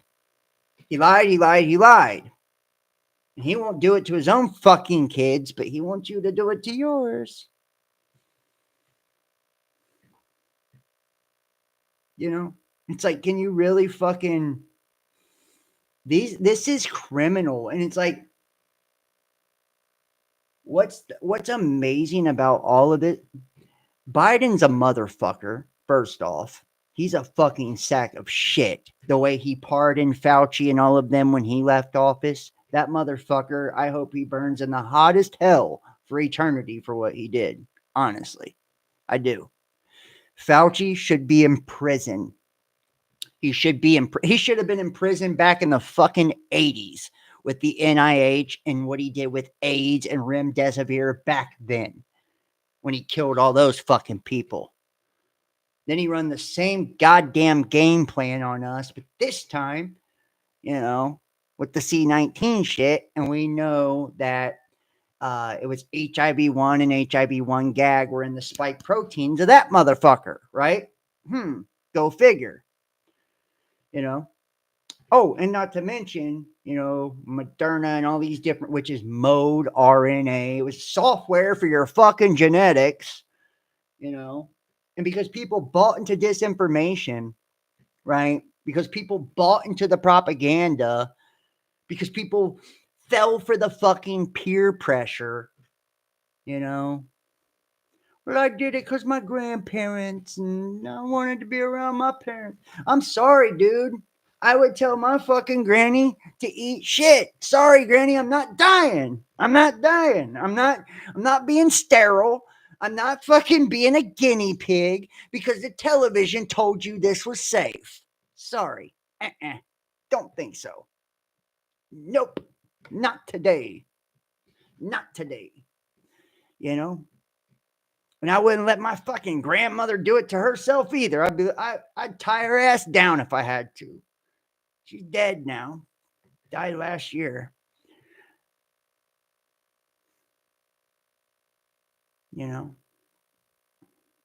But I mean, like, damn. And it's like people with their jobs, and you see how effective, this is how effective shit is. People identify with their occupation so much. You guys remember back in 2020, we do our private shows over on Discord, which I'm starting back the private shows. I think I'm going to do them on Sundays. Sunday nights, we're going to do the private shows on Discord. I have a new Discord now. So, they deleted my Discord server. I had over 1,000 people in my server, and they deleted it for medical misinformation. Go figure. Because I allowed people to post freely in there. I didn't censor our server, and because people posted about COVID, they took our server down, and we had a very nice Discord. We really did. Over 1,200 people or something like that in it. It was a very, very nice server, and we did our private shows on there and everything. So I got a new Discord. We're going to bring back the private shows Sunday nights for people who donate and all that, and patrons and all that good stuff. So, but because I want to do the private shows again. I want to be able to have those conversations, and be able to hear your opinions and your thoughts and, but basically, like I was saying, back when we were doing those, there was a lady that watched me for some years, and she was a nurse, right? She had been a nurse for like 10 fucking years. And she took it because she had no choice, right? Is what she believed. Because that's all she had ever known. She had always been a nurse, right? She'd always done that. And so she capitulated because, and that's the thing, people identify with their job, with their occupation. They're like, well, I'm a doctor, or I'm a nurse, or I'm this, or I'm that. Not their identity being within themselves, being who they are as a person. And that's how you know people don't know themselves, right? When they identify with what they do, with external shit, It's like me saying, like, I'm a YouTuber or something like that, like, as my identity, Like, my identity is not this, no more than it is my religious beliefs or my political affiliation, anything, right? But see, people do identify with these things. They identify with being a liberal or a conservative or pro or anti-Trump or black or white or gay or straight or a nurse or a mechanic or whatever. They identify with it so much so, right, that they cling to it. And they knew that if they threatened to take these people's jobs away, that they would roll over and they would capitulate. They would do it because they identified with that job, and they did. Right? And all the ones that they kicked out of the military are now being brought back and given all that back pay by the way. How about that? The ones who stood their ground, the purebloods, as they like to call us, and it's like, and that's why people get so offended when they watch me too. If I say something about a particular religion, they identify with Christianity, Christian. Like, so if I say something about Christianity, they fucking, that's it. They turn the channel, because it gets them hot under the collar. They believe they represent that, and they take it personal. Same thing with the political parties. If I say something bad about Trump and they love Trump, boom, they identify with Trump. They're done. It's like, we have to get past this. We have to get past that. Like, people are still, you would think, 2025, so many people are awake now to the shit that's taking place, but still they have so far to go. It's like, just because you know about the corruption and the deception does not mean you're awakened at all. You can be aware of what's taking place. You can know what's going on. You can be hip to the deception and the corruption and, see through the conspiracies and all of that, right? But it still doesn't mean you're enlightened. It still doesn't mean you're truly self-aware. It still doesn't mean that you get it. Most people are that, they might know all of that, but they're still completely self-absorbed, right? To where they live in the smallest universe possible, where everything revolves around them in their little tiny sphere, their little tiny world, their little tiny life, their little tiny minds, and their little tiny concepts. They can't go outside of that. And then they will find things online to reinforce those beliefs, right? That's where, like I'm saying, that airy-fairy bullshit with the new age. Like, oh, self-love, love yourself first. It's because they want to be selfish. So they'll find something that sounds like a spiritual principle to reinforce their selfishness, And I know people, and I'm not going to mention who and all that, but I know I have a person that I knew years, great friend of mine. We were really cool. One of the best people on the face of the earth. One of the most loving, giving, kind people ever. And slowly but surely, they bought into, that new age shit. They became incredibly indoctrinated into it. And people think just because you become unindoctrinated to religion, make sure you're not being re-indoctrinated into something else, right? That's what happened to this person, this friend of mine, right? They got unindoctrinated into the religious beliefs, and then they got indoctrinated into, the whole new age shit. And then it was like they became, it was like they had this new spiritual reason for burying their head in the sand now. It's like, well, I can't listen to negativity and all of this, so they had this excuse to bury their head in the sand and make it sound virtuous and spiritual, right?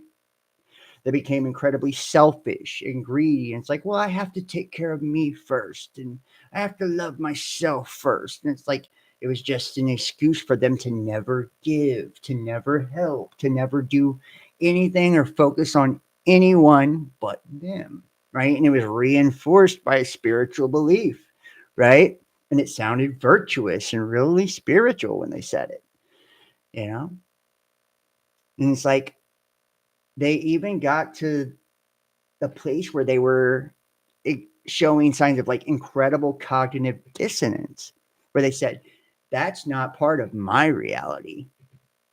Excuse me, motherfucker? It's not part of your reality? As if they have the power, which they don't. We live in a collective reality, So whether you want to believe that there's no negativity in your reality or not, you're just full of shit, is what you are, for one. You're just pretending that there's not. And you're oblivious to the fact that you're connected to everyone, right? You can't talk about this wholeness and this universality and being connected to everyone and everything and then say, well, in my reality, this individualist idea, right? It's contradictory. It makes no fucking sense. And these people do it. And it's like, I create my own reality. No, you fucking don't. No, you don't. No, you don't. This is a collective reality. If you create your own reality, then, stop all the disease right now. Stop all the war right now. You can't. So shut your fucking mouth and understand that you have influence over yourself in a limited aspect. And you control what attracts and repels within your life energetically, right? And you can dictate your path to a degree. But, buddy, you don't create your own reality. You're in a shared reality, and everyone is you. We're all connected, right? And it's like, if you can't, and it's like people, they just continue to use these spiritual concepts, just like they did with the Bible, where they would pick and choose Bible verses, right? And they would twist a Bible verse to make it fit whatever idea they wanted, like, oh, well, God says you must, you must submit your, whatever, right? So then they will twist that and then try to turn somebody into their slave, right? All these things, not understanding what the actual principle or the meaning behind the verse was, or the etymology of the words, or anything, Same thing with the new, airy-fairy new age shit they've been indoctrinated into now, which is just really an exoteric version of Gnosticism and Luciferianism. Says you're getting buffering? I do not see any buffering whatsoever. I think that's your internet connection, Bubby. So sorry about that, David. Maybe try refreshing. And make sure you guys hit the thumbs up if you're in the chat. But like they're indoctrinated into this, and like I said, they'll use anything to justify their actions and beliefs, right? Like people will do anything to justify their actions. They'll say, oh, well, spiritually, I need to love myself, so I have to be selfish, or the Bible says, so I get to be a racist, or I get to be this, or I get to be that, right? Like it's never changed. People just use fucking, it's new. It's the same old tricks, dude. Just it's a new fucking, school of thought they're doing it with. Back to this. Where is that at?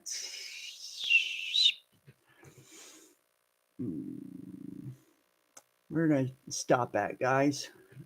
Okay, yeah.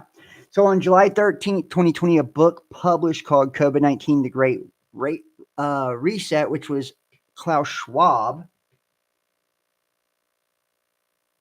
It's been happening all over YouTube last couple of weeks. I have no idea, man. Klaus Schwab, by letter, date 21st of October, was invited to the World Economic Forum annual meeting. This annual meeting will be the first opportunity for leaders for government and business to come together.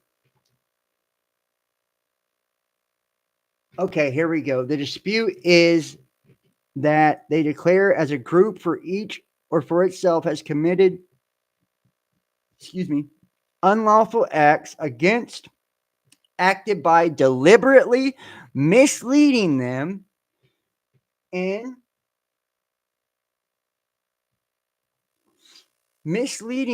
an unlawful manner to persuade them to have COVID-19 injections, of which she knew, or at least should have known, that these injections were not safe and effective, enforceable provisionally, jointly, and severally, so that one paying the other will be released, will condemn to their damages to be assessed by state and to settle according to law to compensate, and will be ordered to pay the cost of these proceedings by virtue of a decision to the effect by the court to pronounce an award of cost enforceable provisionally. Based on this claim, briefly and factually stated on the following, have implemented the COVID-19, the Great Reset Project, This is a project aimed at the total reorganization of societies in all countries that are members of the United Nations. In his book, COVID-19, The Great Reset, in this reorganization, all factors that determine human life are made the subject of forced change by the World Economic Forum and the United Nations. A characteristic of this political ideology is that the forced and planned change is presented as justified by pretending that the world is suffering from major crises that can only be solved by centralized, tough global intervention. One of these pretended major crises concerns the COVID-19 pandemic. Individually and as a group acted unlawfully towards by misleading them in the context of implementation of the COVID-19, the Great Reset Project, into having COVID-19 injections, which they knew, or at least should have known, were not safe and effective. And these COVID-19 injections were never intended to protect against an alleged virus, suffered mental and physical harm as a result of these injections. Wow. This is damning, boys. I'm telling you. Did I drop this in the chat for y'all? Excuse me. Yeah, that's a narcissist. Well, yeah. I mean, everybody's got narcissistic tendencies, I'm myself included. We all do. It's all in us. We all have codependency in us, narcissism in us, traits of that. But some people they're very polarized to one extreme or the other, like either extremely codependent or extremely narcissistic. And usually the extremely narcissistic types are very detached, from emotion, very detached, and that's why codependence and shit do attach to them, so it's like it attracts. Anyways, I hope you guys, there's the link to that. That is some wild shit, y'all. Back to where we were. Camp Hill virus, never before seen virus in the U.S. Experts are sounding the alarm about the discovery of a never before seen virus near the town of Camp Hill in Tallapoosa County, Alabama, which belongs to a deadly family of pathogens, the Henipavirus. See what this is? Researchers at the University of Queensland have identified the Camp Hill virus, a Henipavirus related to Nipah and shrews found in Alabama. This marks the first discovery of the virus in North America and has raised concerns among scientists about its potential transmission to humans and the risk of an outbreak. ASMR. The University of Queensland has confirmed the discovery of the Camp Hill virus in shrews in Alabama, USA.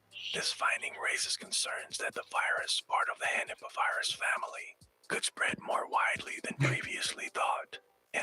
This fucking guy whispered herpes. Viruses can cause serious diseases in both humans and animals. These viruses are carried by bats and are known for causing severe respiratory and neurological issues. Henipaviruses have caused serious disease and death in people and animals in other regions. One of the most dangerous is the Hendra virus, which was first detected in Brisbane, Australia, and has a fatality rate of 70%. Another example is Nipah virus, which has recorded fatality rates between 40 and 75% in outbreaks in Southeast Asia, including in Malaysia and Bangladesh. Reese Perry was quoted as saying by the SciTech Daily website, "What the fuck was that all about?" Why was he fucking whispering? And you see it calls herpes. So, hey, that's one you don't want to get. Now, the experts who predicted COVID-19 years in advance reveal how the new virus in Alabama could trigger the pandemic. And I wonder if I have that one. Yep. Daily Mail. Experts who predicted COVID years in advance reveal how the new virus in Alabama could trigger the pandemic. Experts are sounding the alarm about the discovery of a never-before-seen virus in the U.S., which belongs to a deadly family of pathogens. Researchers from the University of Queensland in Australia revealed this week they had discovered the new virus in shrews, small mole-like animals near the town of Camp Hill in Tallapoosa County, Alabama. The newly named Camp Hill virus is part of the Henipavirus family, which also includes the deadly Nipah and Hendra viruses, which rank among the World Health Organization's biggest pandemic threats to kill up to 70% of the people they infect. Dr. David Dijak, a public health expert at the National Environmental Health Association, who was not involved in the research, told DailyMail.com, a new virus like this could be threatening to all mankind. He said, "What concerns us in public health is we have the virus with what we believe a very high mortality rate. And if we were to mutate and transmit to a human and attack the kidneys, as we've seen in some animals, that could be particularly threatened to all of mankind." What in the fuck? Are you kidding me? Why would he even say something like that? Look, if it were to mutate and transmit to a human and attack the kidneys, what the fuck? The new pathogen has yet to infect a human.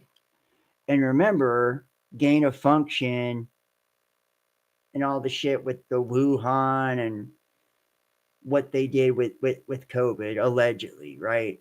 I don't believe it was even real, right? To me, it was BS. The whole thing was fake. The scientific method for proving the existence of a virus is to isolate it. They were never able to isolate COVID. So put that in your pipe and smoke it. But yet, the magical mystery COVID that everybody thinks they had, and so I couldn't smell for a week, and I got really sick, and my test came back positive. Well, for one, they were using PCR test, which the creator of the PCR test, before he got killed or died, literally said, the one who developed it and created it, who made it himself, said PCR was not, for something like testing for any type of disease or anything like that, because what PCR did was like it magnified things at such a level, like you could find in a PCR test, you could find a molecule of anything within a PCR test. So you could find a coronavirus strain in every test, basically, because it picks up everything, every molecule in a PCR. It's not meant for testing to see if someone's infected with something because of how the parts per million thing work with that. The guy who created it said so that's why they chose to use those tests.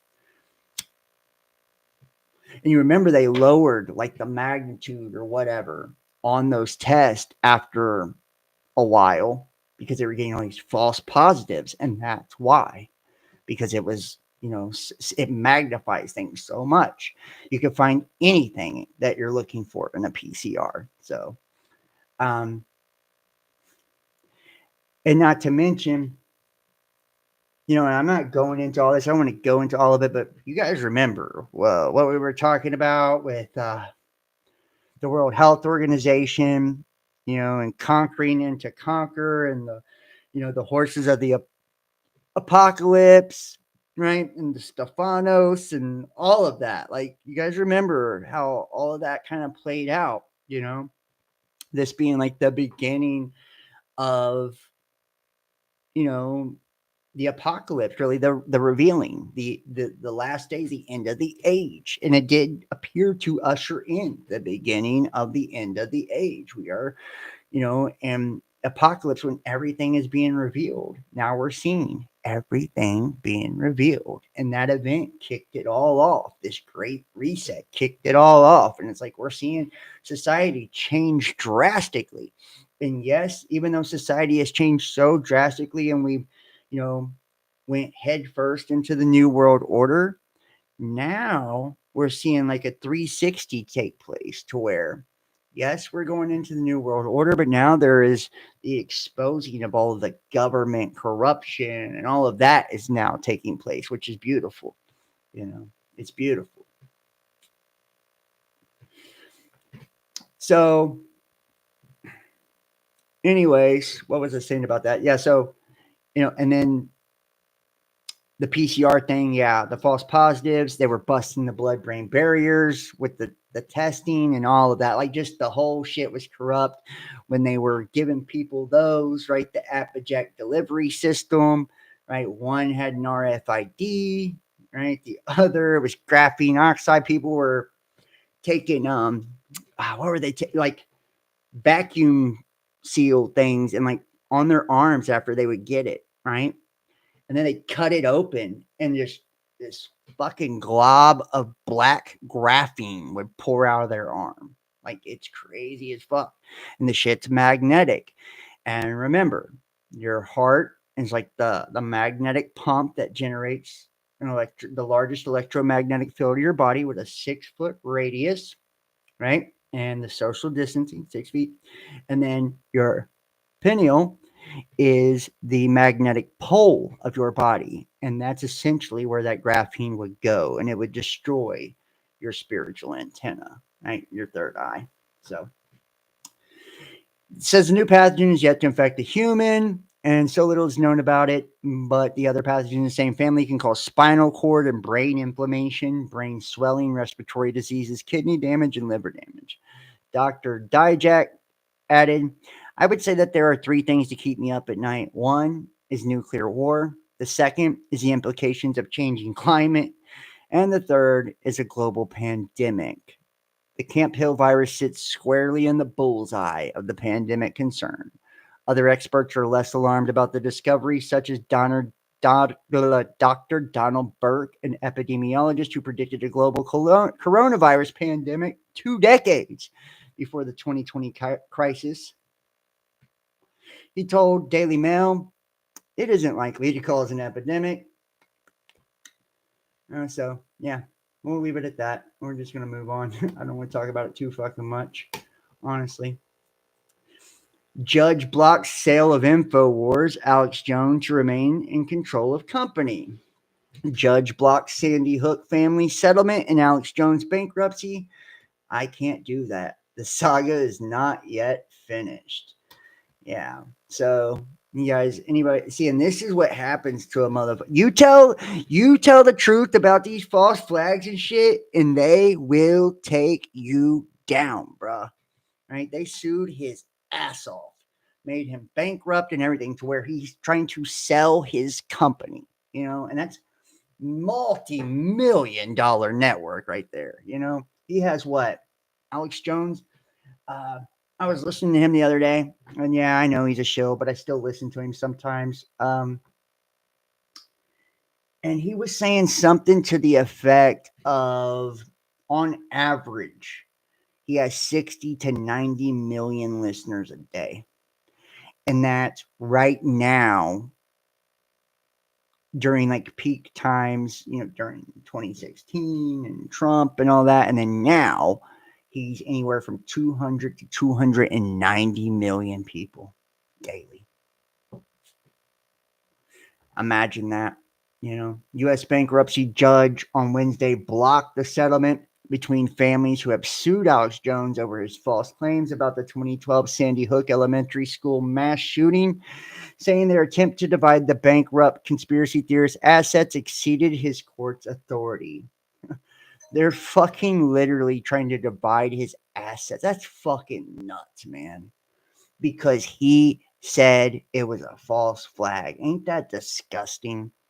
The decision complicates a proposed sale of Jones' InfoWars platform and could spur divisions between families who sued Jones and won nearly $1.3 billion in Connecticut court cases, and those who won $50 million in Texas courts. That is nuts. That is nuts. How they gave them people that fucking much money is just, it's so corrupt, man. That is so corrupt. The two groups of, we all know what happened there, by the way. Sorry. Everybody knows the truth. That's why he was saying what he said. The two groups of families have proposed a settlement that would guarantee the Texas families a 25% share of Jones's future payments made to Sandy Hook families, with the Connecticut families taking 75%. U.S. bankruptcy judge Christopher Lopez rejected the settlement at a hearing in Houston, saying the families were asking him to divide up the assets of InfoWars' parent company, Free Speech Systems, despite the fact that the company had been dismissed from bankruptcy last year. I can't do that, Lopez said. That case is closed. Bam! Courts in Connecticut and Texas, where some of the families filed their lawsuits, have ruled Joneses defamed the families by making repeated false claims that the school shooting, which killed 20 students, 6 staff members in Newton, Connecticut, was staged as part of a government plot to take guns away from Americans. The legal judgments drove Jones and Free Speech Systems into bankruptcy in 2022. Yeah. And that's what happens, right? That is what happens. LA fires, they say it's equipment failure. Of course, for the smallest of the fires. California Utility says it's likely that the equipment sparked one of the Los Angeles area fires that broke out on January 7th, my dad's birthday. The admission is related to the Hearst fire, which did not destroy any structures or result in any deaths. Yeah.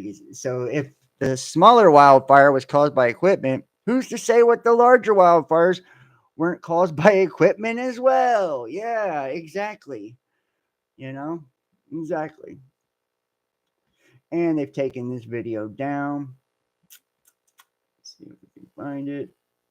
Yeah, utility says equipment may have started the small blaze that erupted during January's LA firestorm,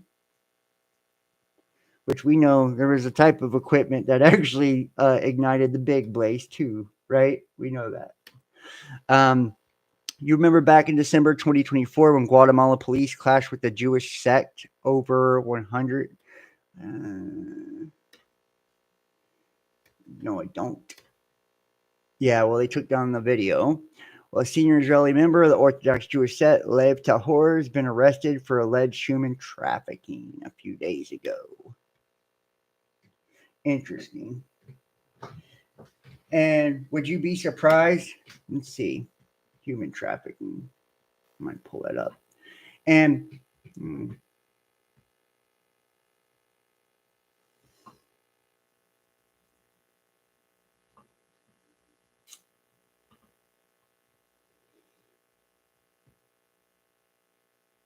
yeah, black goo. Yeah, it is black fucking goo. That is what it is. It's black goo. Straight up. And y'all make sure to hit that thumbs up if you're in the chat.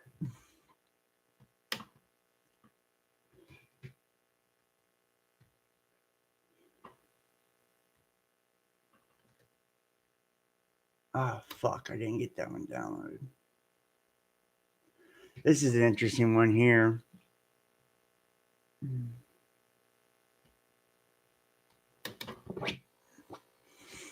Fuck. When will humanity collectively wake up?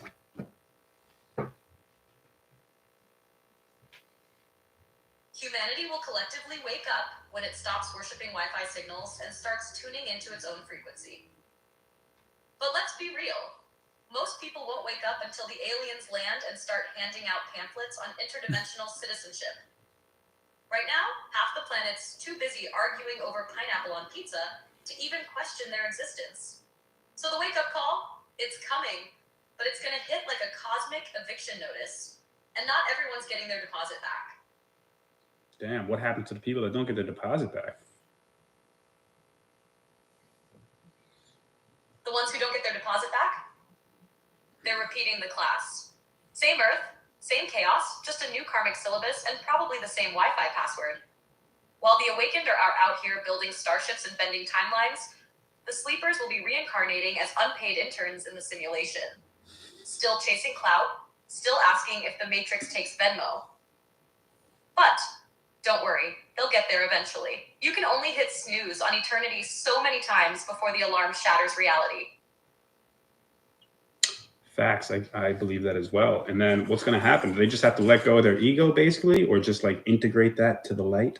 What's happening there? What do they got to do?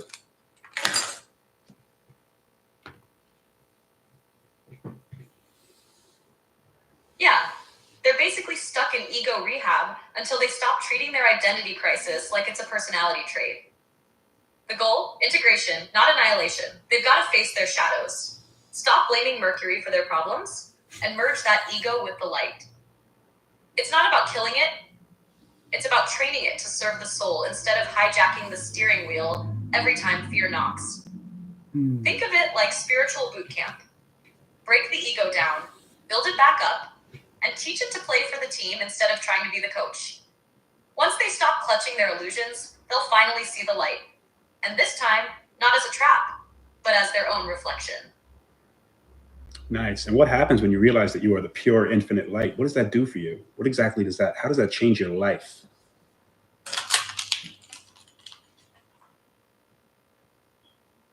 When you realize you're the pure infinite light, it's like the cosmic prank is over. You finally get the joke. You stop chasing validation because you see that you were the source of it all along. It changes everything. You move through life with this unshakable calm because you know nothing can actually touch you. Fear? Gone. Attachment? Loosened. Drama? Looks like a bad reality show you're no longer subscribed to. But here's the twist. You don't just float off into bliss. You feel this pull to serve, to help others see what you see.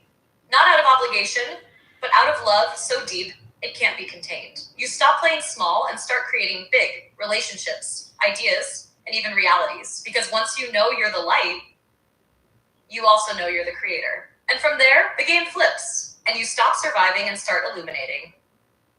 Savagery once again. Do you want to say peace to the people? Peace? Hell no. Not yet. I'm leaving the people with this. Wake the fuck up and own your light. Stop waiting for signs, saviors, or second chances. You're infinite, unshakable, and already enough. Now go bend timelines, crack illusions, and set this world on fire. The kind that illuminates, not burns. And if the Matrix tries to pull you back, laugh, flip it off, and keep ascending. We're out divine fucking fire. That was cool. That was cool. Right? And we were, you know, I feel like maybe not as articulate as the AI, but you know, try to basically say the same thing. How people are, they are connected to their attachments, these identities, you know. It's what they're living in, man. You know, it's what drives them. You know, it's our ego that drives us to judge others, you know, to look down on others, you know.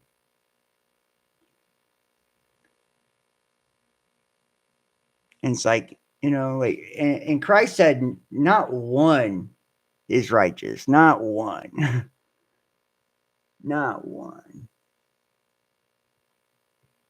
not one. You know, so it blows my fucking mind how people can look down on anyone for anything.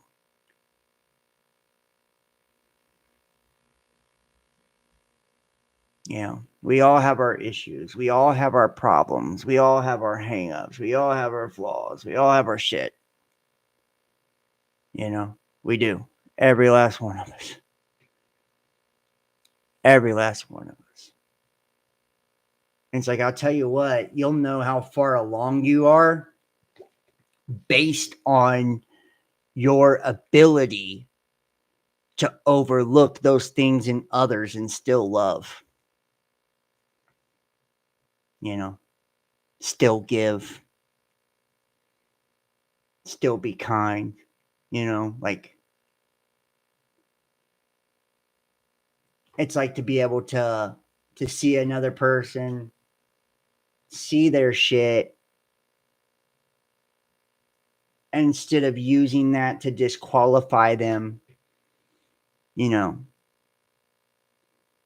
like seeing it as, well, this is where that person is at, and not hating them for it, not condemning them for it, right? But accepting them regardless, loving them regardless, blessing them regardless, you know. And how many people can say that they're at that place? You know, how many? Not very many, I tell you that. Not very many at all.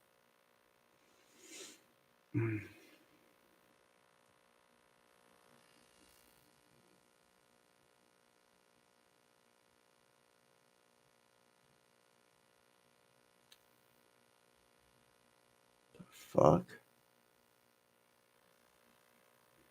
Welcome to Paris. Once they arrived, they found themselves in neighborhoods filled with trash and mattresses. Paris has been one of the first European capitals to realize an illumination system on the streets, earning the nickname of La Ville des Lumières, the city of light. Now they should remove those lights. And by the way, the trash too. Thank you, Macron, for transforming a city where I lived 3 beautiful years of my life into a third world nightmare. Let's take a look here. Gebucht, unser Hotel ist direkt hier rechts, ne? Nein. Doch! Nein. Oh! Papa, los hier. Damn! Ach du Scheiße! Jenny! Ich bin geschockt! Wir können das noch buchen! Jenny! War hier Bürgerkrieg? Was ist denn los hier? Gebucht, unser Hotel ist direkt hier rechts, ne? Oh! Nein. Oh! Papa, los hier. Ach du Scheiße! Wow. What a shithole, man. What a shithole. City of illumination, my fucking ass. City of trash. While Americans struggle with student loan debt, it's been discovered $581 million in taxpayer funds were allocated to Tel Aviv University. Why are we funding an Israeli university instead of helping American students? It's a good fucking question, right? Why do we send all of our money to Ukraine instead of helping homeless people? The U.S. gives Israel billions in military, non-military aid each year. And Israel has free healthcare, cheap tuition, while the U.S. pays out the nose for both. And it looks like it is a yearly grant. In 2023, they received $615 million from the U.S. taxpayer, just that one university. I don't even want to look at the others. There are a couple of places covering the story, Times of Israel. Here's the form 990 to 2016. Interesting that the U.S. taxpayer pays for foreign students' education in full, but put their own students in lifelong debt, right? It's fucking crazy. A legit question. Why is the U.S. government actually funding foreign universities? And we have a canal in Buenos Aires turned to blood. Buenos Aires residents are on red alert over the changing color of a local river. Locals are highly suspicious, blaming chemical spills for the bright red coloring, adding that the water had previously turned yellow.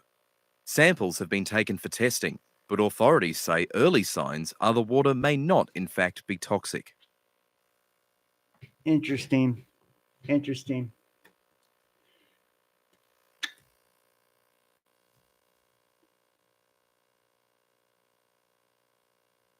These people should all be in prison, training them to lie to people.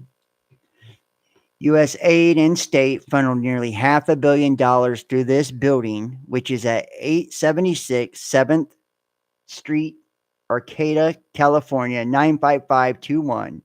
The IRS and something in government contracts list this address as the current registered address for IN. What is IN? Internal something.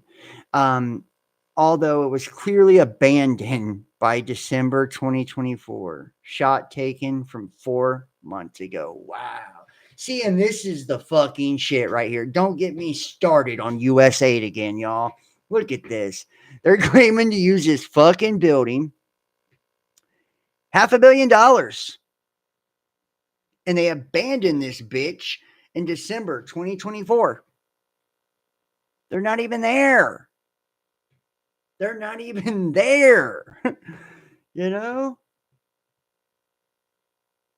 And this was taken 4 months ago, actually. The shot was. It was abandoned 4 fucking months before this shot was taken in December 2024.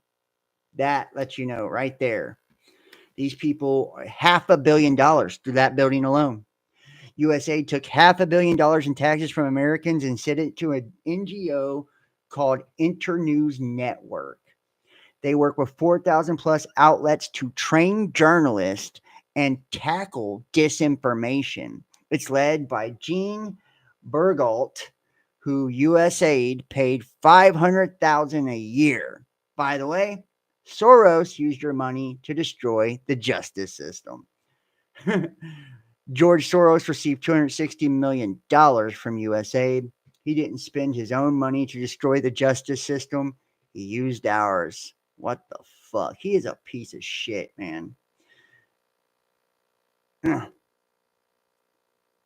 Zoophilia, beware. It is disgusting. A man has been convicted of sexually abusing his cat in the canton of Zurich. The 58-year-old Frenchman had poured milk on his penis before having his cat lick it.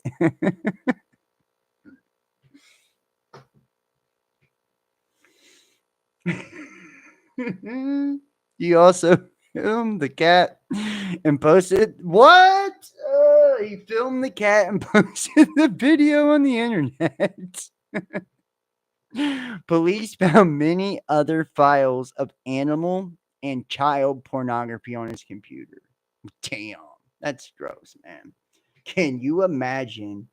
For this, he just received 6 months of suspended prison and a fine of 2,000 francs. What? He didn't even go to jail. He didn't even go to jail. Wow. They just suspended a jail sentence of 6 months and fining $2,000. Wow. And he literally fucking poured milk on his cock and had his cat lick the motherfucker off and filmed it and posted it online. And the cops found files of animal and child porn in his fucking shit. How about that? What a gross fuck, dude. And you see, this is what's wrong with our shit, man. It's so crazy. This is what's wrong with our system. Cats have the right to sexual self-determination. What? In Switzerland, even if they are not violent in themselves, sexual acts with animals are condemned because they constitute an attack on dignity. It is for acts of this type that a man was sentenced in Uster and Canton of Zurich to 6 months of suspended prison and a fine of 2,000 francs, as well as lifetime ban on working in contact with minors. The verdict finds an echo beyond borders, in England and Germany in particular. Animal and child pornography. The 58-year-old Frenchman poured milk on his penis before having his cat lick it. What a fuck, dude. He also filmed the act and posted the video on the internet. This alerted the police. Well, you would think, right? Who went to his home, where investigators found many other files of animal and child pornography on his computer. Images that he had not produced himself, but which he remains prohibited from possessing. The judge recalled in his verdict that cats also have dignity and a right to sexual self-determination. The man apologized in tears to the court. I regret it. I was stupid, he said, addressing his cat in particular. Wow. He stressed that he had no real inclination towards animals, but that the events had taken place during the pandemic and that he was simply bored. He was simply bored, so he put milk on his balls and let his cat lick it. He then visited sites distributing this type of pornography and had been encouraged by others to publish content himself. God. Oh, they're like, yo, man, you should post that video of your cat licking your balls. The zoophilic sexual abuse mainly occurs with domestic animals. He had child porn on his shit. I can't believe the guy's not in jail. Fuck. Newspaper from 2011 says it all. We're just conspiracy theorists, huh? Oh, shit. You see what it says? This woman is holding a newspaper that she has kept since 2011. The paper contained an article by Bill Gates called Depopulation Through Compulsory Vaccination. Gates thinks it would be the most environmentally friendly solution. No one gave it much thought at the time. What the fuck? That's so crazy. Let's see. Here's the article. Depopulation through forced vaccination, the zero carbon solution. How about that? This is crazy, man. This is crazy. Seriously. Back in 2011. Chinese spying balloon saga continues, now over Taiwan. You remember those Chinese balloons above the U.S.? Now they are appearing above Taiwan. 6 in total. And 9 military planes, 6 warships, and 2 Chinese official vessels were detected in parallel. What is the Xi Jinping made no fucking qualms about it, y'all. You may remember when he was talking, he said that China, if the United States ever gets into a major conflict, they will invade Taiwan. Basically, if the United States ever tries to stop them from invading Taiwan or take Taiwan, that they'll attack the United States. Like, he made no qualms about it. Taiwan is theirs, and they will take it whenever they want to, and they are preparing to take it. The Defense Ministry has reported the largest ever daily incursion of Chinese balloons into the area around Taiwan. It says 6 balloons were spotted near Taiwan over a 24-hour period ending early Friday morning. At least 1 flew directly over Taiwan at an altitude of 6,000 meters. The ministry says it also spotted 9 Chinese aircraft, 6 warships, and 2 official ships. Yeah.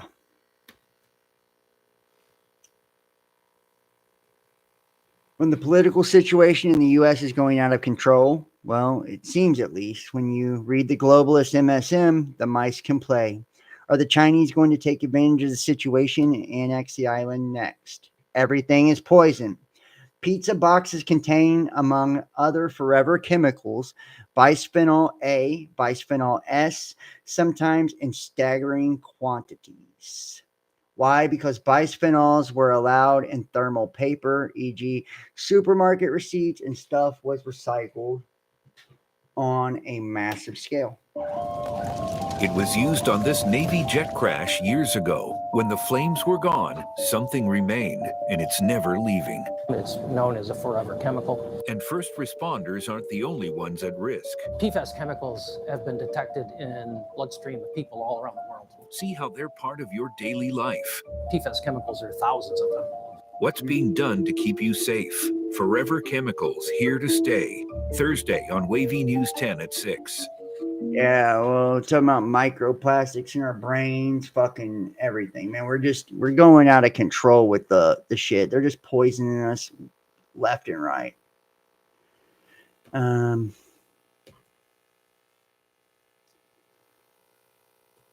Divide and conquer.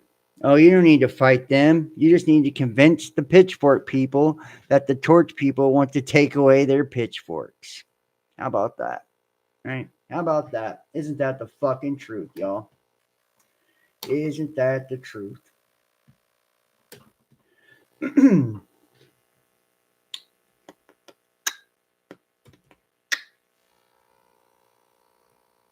Where are we at here?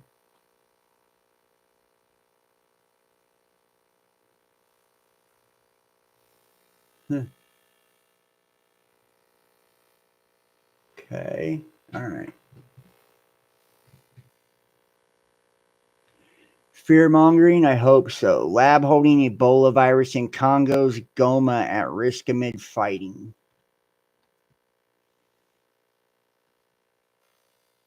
Okay.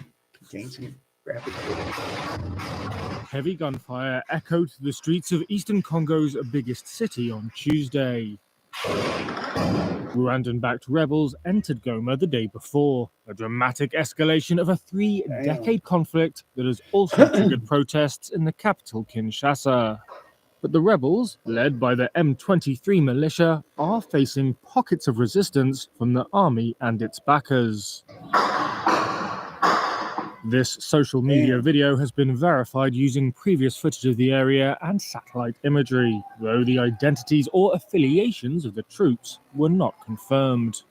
The violence has left, the United Nations said, many dead bodies scattered in the streets. The humanitarian situation in and around Goma remains extremely worrying. Jens Lek, spokesperson for the UN's humanitarian office, said hospitals were overwhelmed. We have reports of rapes committed by fighters, looting of property, including of a humanitarian warehouse, and humanitarian and health facilities being hit. This violence in eastern Congo is rooted in the Rwandan genocide and the control of natural resources. The UN and global powers fear an escalation into a regional war like those in 1996 to 1997 and 1998 to 2003. Conflicts that killed millions, mostly through hunger and disease. In the latest diplomatic efforts to resolve the crisis, South Africa said its president, Cyril Ramaphosa, and his Rwandan counterpart, Paul Kagame, had agreed in a phone call on the need for a ceasefire. On Tuesday, the insecurity fueled anger in the Congolese capital over perceived foreign interference. Police clashed with protesters who attacked diplomatic buildings in Kinshasa, including a UN compound and the French and US embassies. This was the Rwandan embassy, its gates set ablaze. Rwanda has long denied backing M23, though UN experts have concluded that Kigali has provided significant manpower and firepower. The Congolese government and the head of UN peacekeeping have said Rwandan troops were present in Goma, backing up their M23 allies. Rwanda has said it was adopting a defensive posture because of the threat posed to it by Congolese militias. Red Cross. Those fucking shiesty bastards.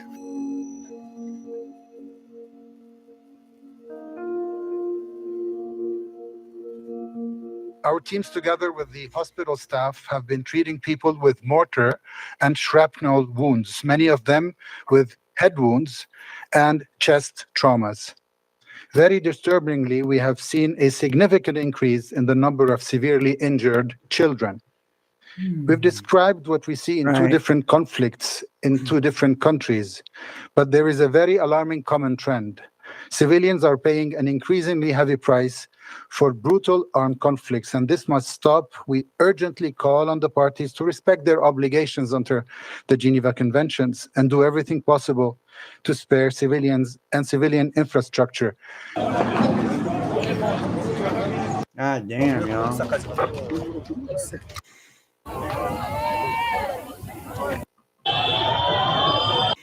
Wow. Laboratory containing deadly Ebola at risk during the fighting. They want you to be godless, sexless, genderless, childless, depressed, anxious, afraid, fat, drug addicted, lonely, physically weak, mentally weak, in debt, isolated, living in a pod, eating bugs, and dependent on the state for everything. The perfect dictatorship would have the appearance of a democracy, but would basically be a prison without walls, in which the prisoners would not even dream of escaping. It would essentially be a system of slavery where, through consumption and entertainment, the slaves would love their servitude. Motherfucker, that's our society right now. People love their servitude, right? They have Argentina to ban hormone therapy for trans children. There is no fucking such thing as trans children. I hate it when they use that term. It's not even a correct term. There is no such thing as a trans child, right? Potential ozone depletion from satellite demise during atmospheric re-entry in the era of mega constellations. So large constellations of small satellites increase the number of objects orbiting the Earth. Satellites burn up at the end of service life. So basically ozone destruction from satellites. Let's keep this moving. Joe, you're fired. Trump revokes Biden's national security clearance and stops his intelligence briefings. Good. You know what? Joe Biden, that motherfucker, when he left office, I'm serious. I am blown away that sack of dog shit pardoned Fauci. Like, seriously, I cannot believe he would do that. I mean, I can, but it's like, man, if there's one person in the world, one person in the world that should be buried under the fucking jail, it's Anthony Fauci. Him, Bill Gates, Klaus Schwab, George Soros, they should all be executed, honestly. President Trump announced Friday evening he has revoked Joe Biden's national security clearance and is stopping his courtesy presidential daily intelligence briefings. Trump cited Biden's precedent of doing the same to him in 2021.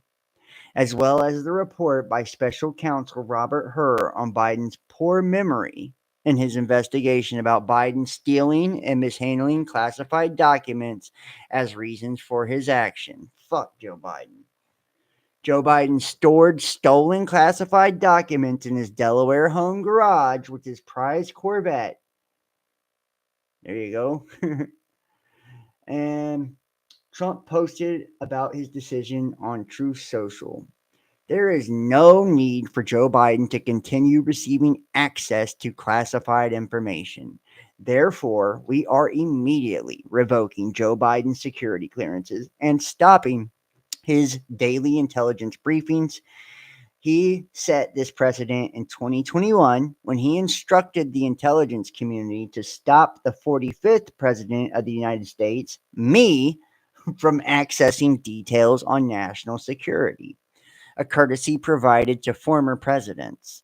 The Hur report revealed that Joe Biden suffers from poor memory and, even in his prime, could not be trusted with sensitive information.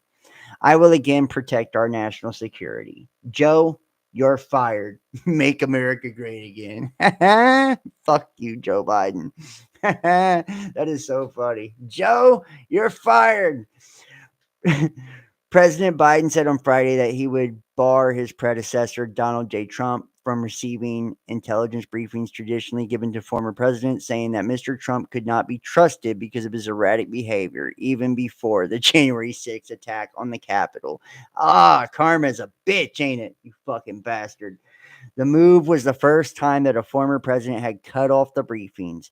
So, I mean, his trashy ass did it first. I'm so happy that Trump did that. Fuck him. President Trump to fire Kennedy Center chairman and multiple trustees, appoint himself chairman, announces golden age in arts and culture. Now, what? President Trump to fire Kennedy Center chairman and multiple trustees, appoint himself chairman, announces golden age in arts and culture. We keep hearing the golden age thing again. We've talked about that, the golden age of Saturn. Trump, a true success as a businessman and entertainment mogul, announced on Friday additional plans to root out woke garbage and fix the arts and entertainment industry. Quote, I've decided to immediately terminate multiple individuals from the board of trustees, including the chairman, who do not share our vision for a golden age in arts and culture, the president announced on Truth Social. We will soon announce a new board with an amazing chairman, Donald J. Trump. He cited his recent drag shows at the Kennedy Center, specifically targeting our youth, declaring, "This will stop." Yeah, motherfucker. Drag shows targeting the youth. It's just disgusting. Elon Musk Doge team enters Consumer Financial Protection Bureau after Biden holdover fired, and staffers are mad as hell.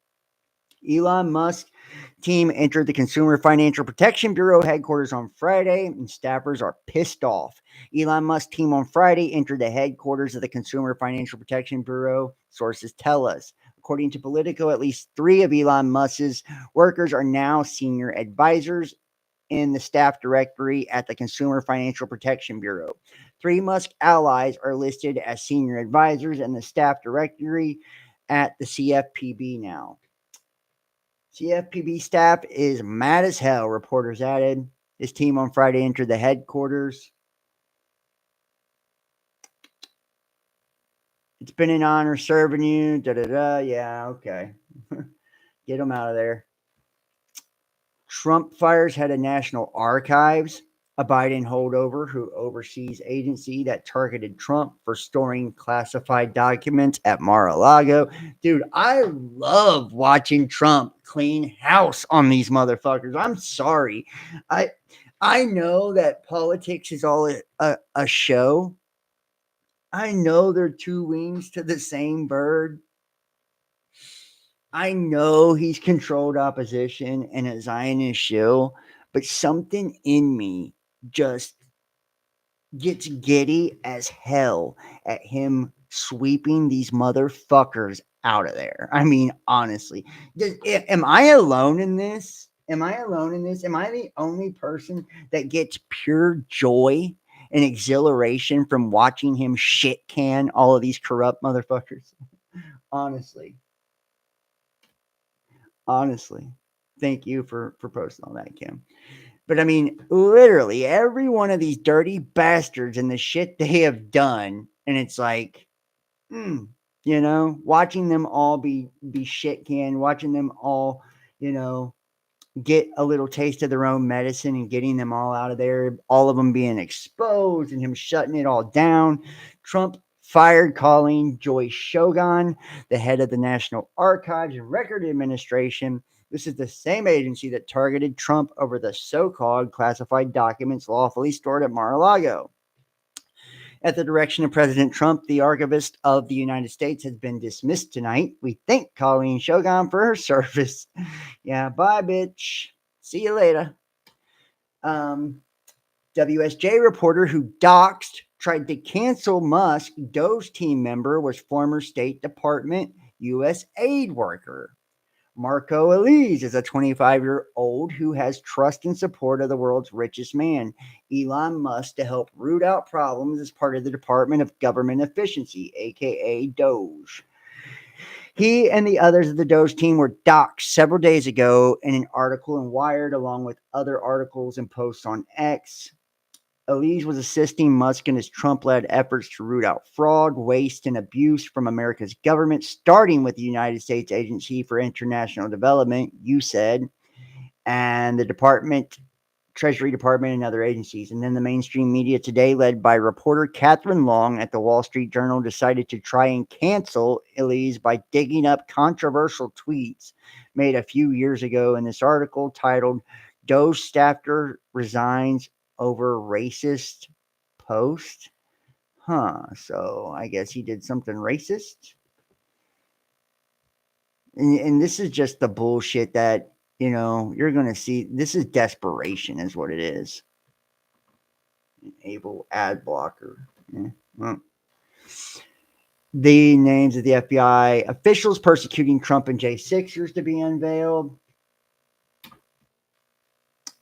Conservative Hungarian Prime Minister Orban vows to uncover and punish globalist NGOs and parties receiving U.S. aid funding to subvert his government. Damn.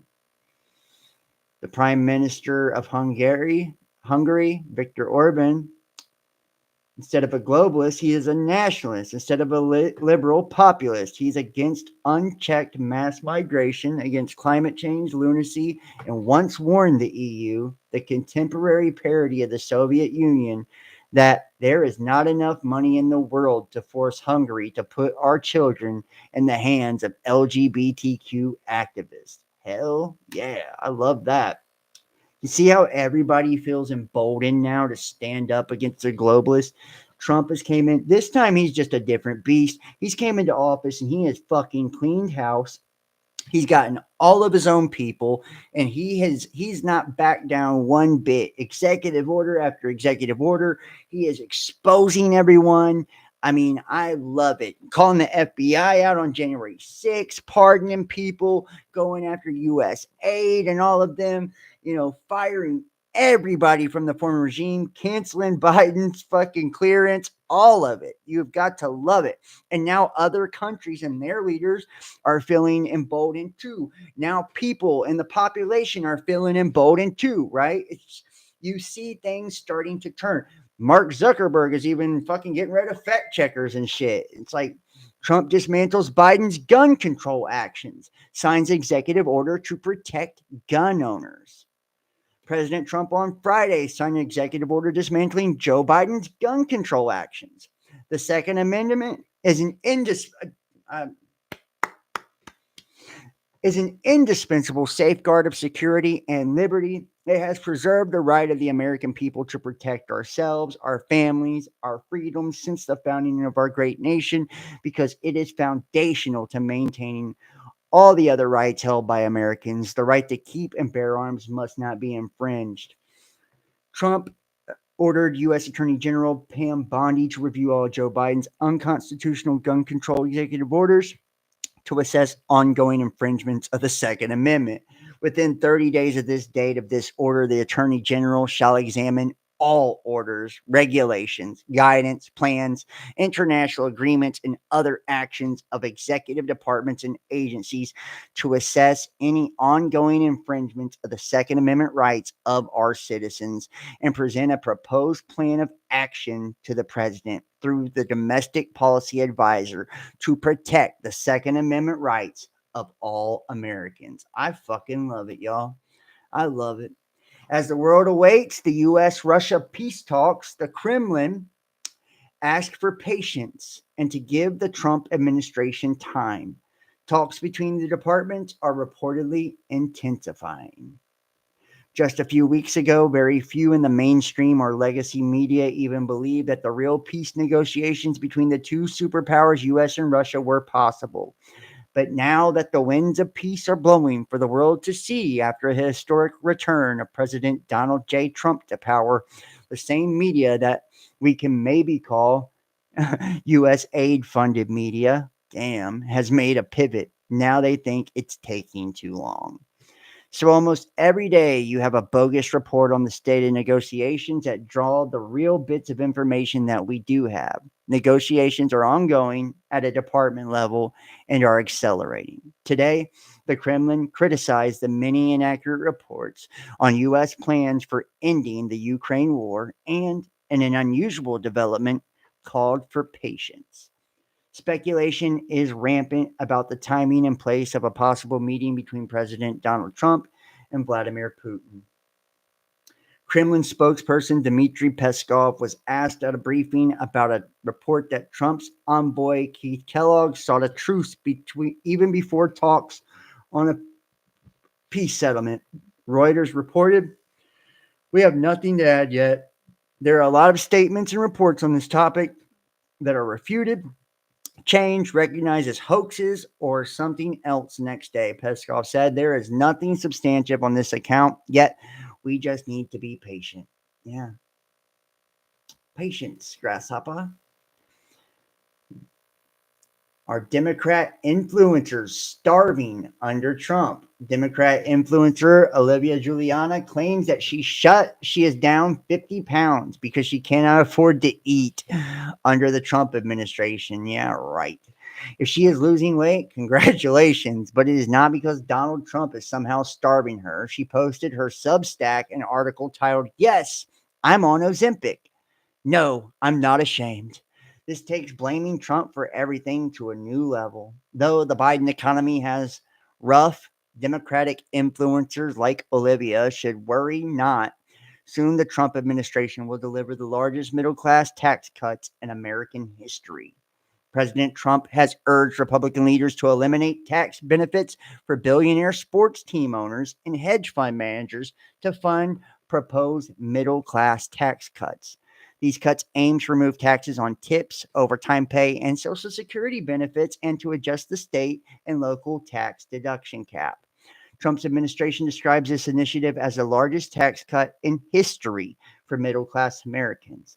The proposal includes closing the carried interest tax loophole, which currently allows private equity and hedge fund profits to be taxed at a lower capital gains rate. The move could generate an estimated $14 billion in tax revenue over a decade.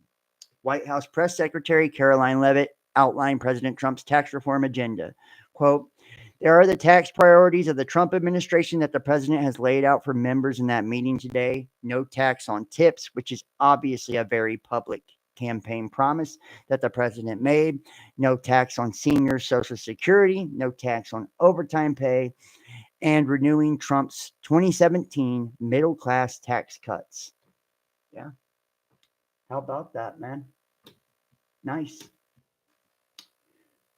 Acting FBI Director Brian Driscoll gives the DOJ names of employees involved in January 6 cases, but sent lists through classified system.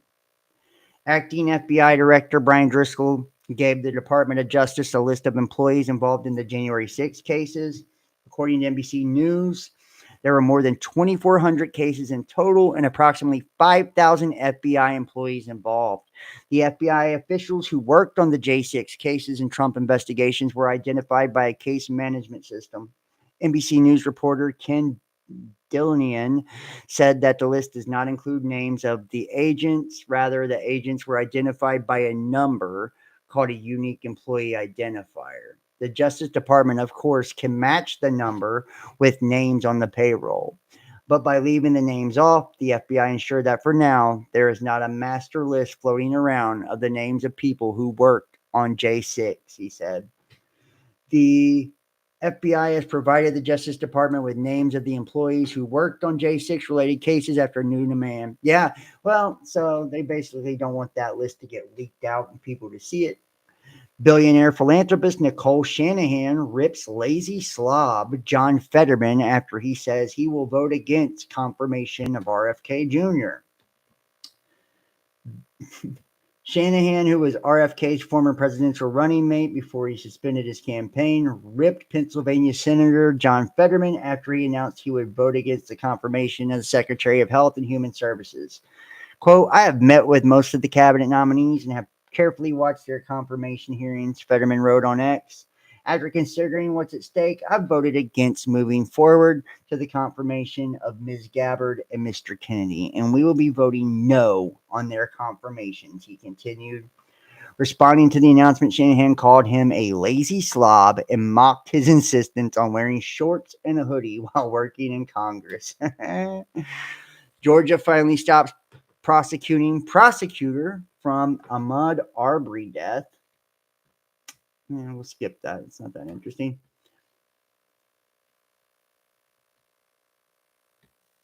Wow. Hispanic male stabbed as fight breaks out at high school student protest in Los Angeles against President Trump's immigration policy. Look at that, y'all.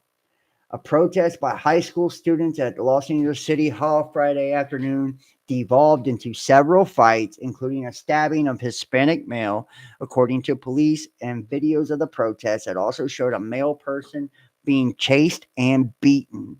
Flags of several south of the border nations were flown by the protesters, with American flags not readily visible. Yeah, I got a video for you guys. Where's it at?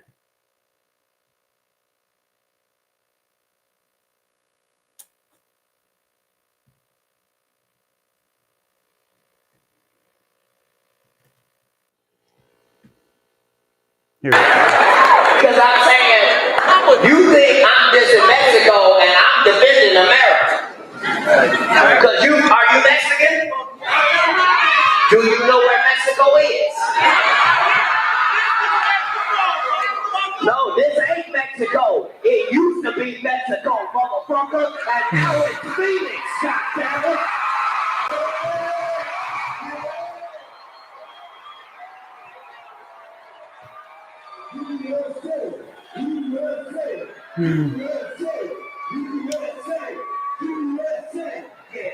Fuck you back, nigga.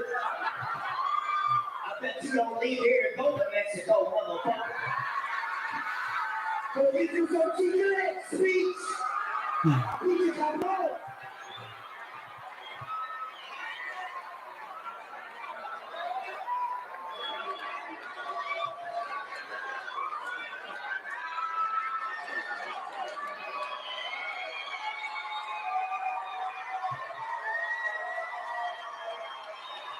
Damn. Yo, nigga, do you know where you at, nigga? USA! USA! USA! I don't give a fuck! Motherfuckers think they can live in this country and then still be allegiance to another fucking country. If you love another country more than you love America, motherfucker, then get to stepping into that bitch.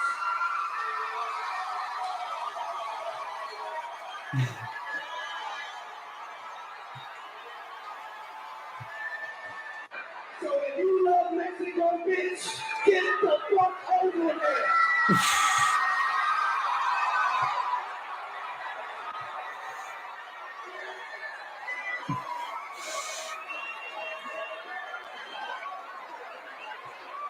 And as for my Mexican American homies, viva la revolution!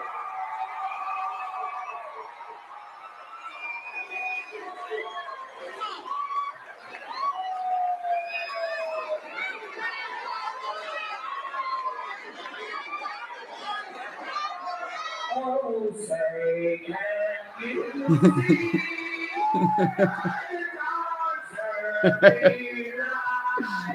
what's so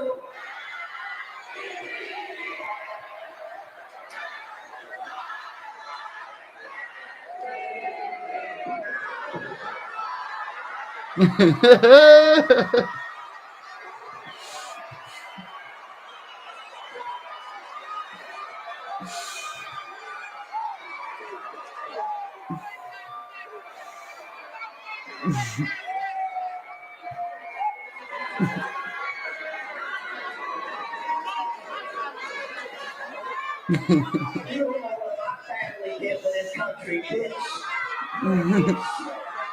The queen of slaves, bitch. Y'all just work like that at the landscapers,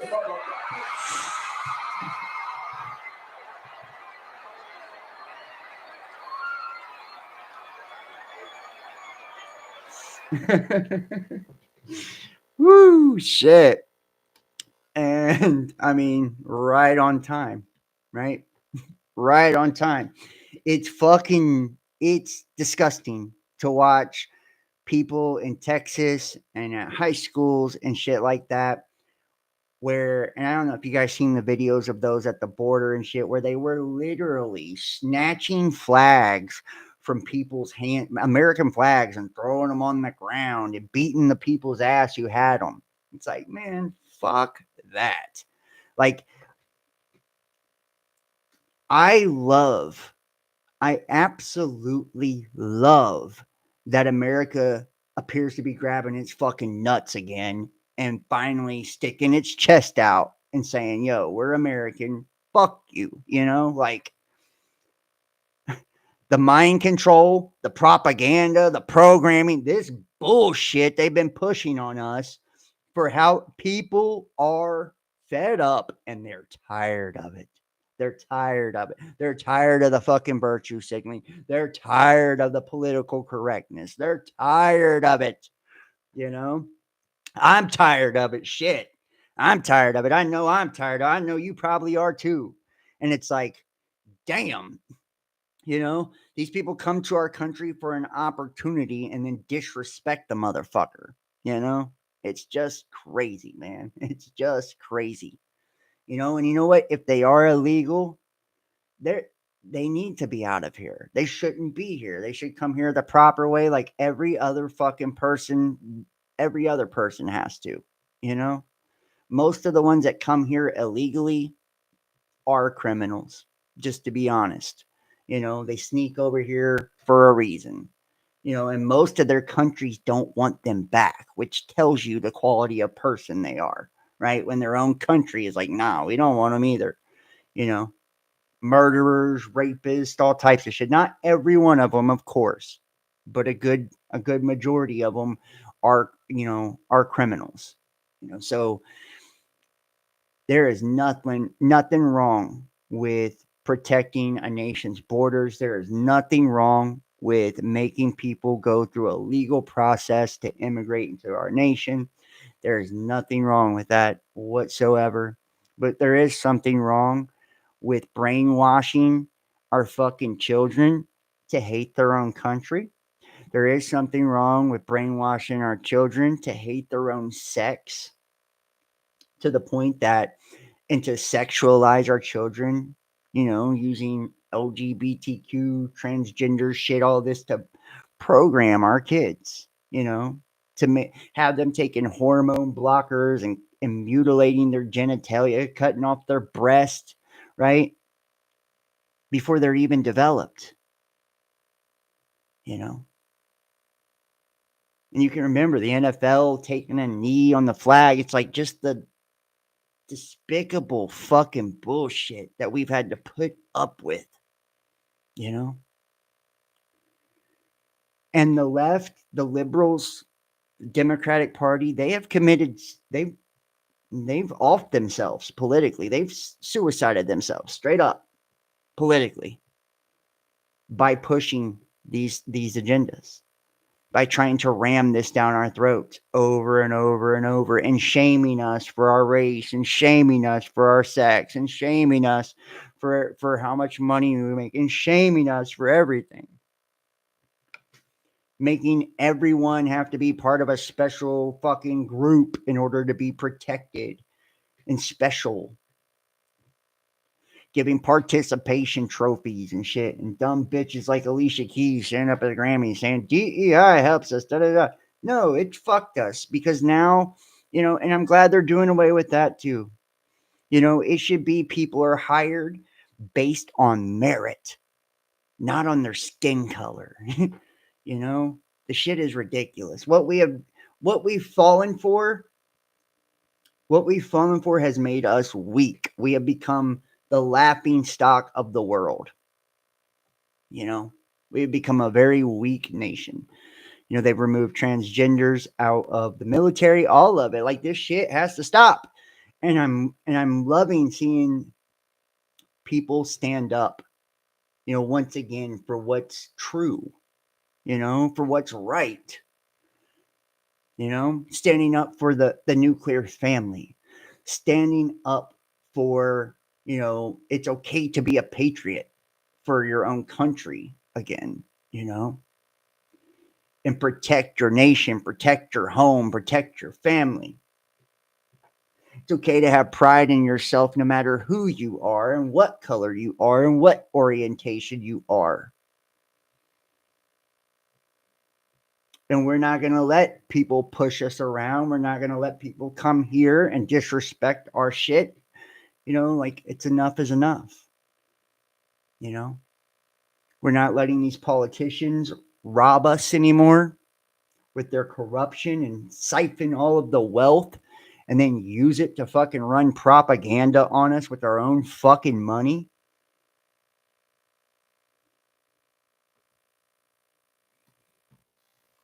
It's time to wake up, It's time to wake up. Justice Sotomayor lashes out at a Supreme Court's presidential immunity decision in first public remarks since Trump sworn into office last month. Far left Justice Sonia Sotomayor lashed out at the Supreme Court in her first public remarks since Trump took office about 2 weeks ago. Quote, if we as a court go so much further ahead of people, our legitimacy is going to be questioned, Sotomayor told an audience in Kentucky on Wednesday. I think the immunity case is one of those situations. I don't think that Americans have accepted that anyone should be above the law in America. Our equality as people was the foundation of our society and our Constitution. I think my court would probably gather more public support if it went a little more slowly in undoing precedent. Wow.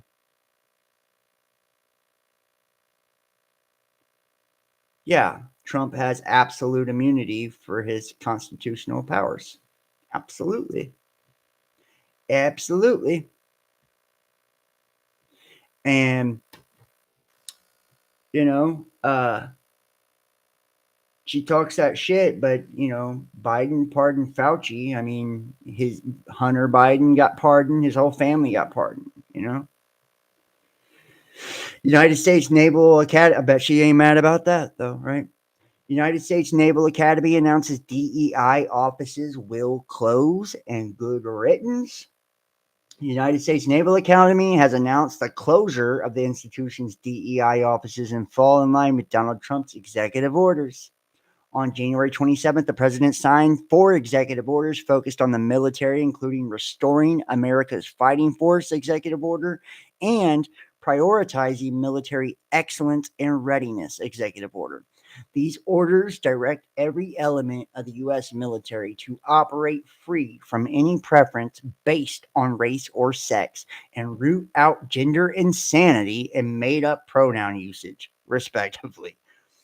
According to an email obtained by Fox News, the head USNA says the school is taking steps to close all agency diversity, equity, inclusion, and accessibility offices and end all DEIA-related contracts in accordance with Trump's executive orders.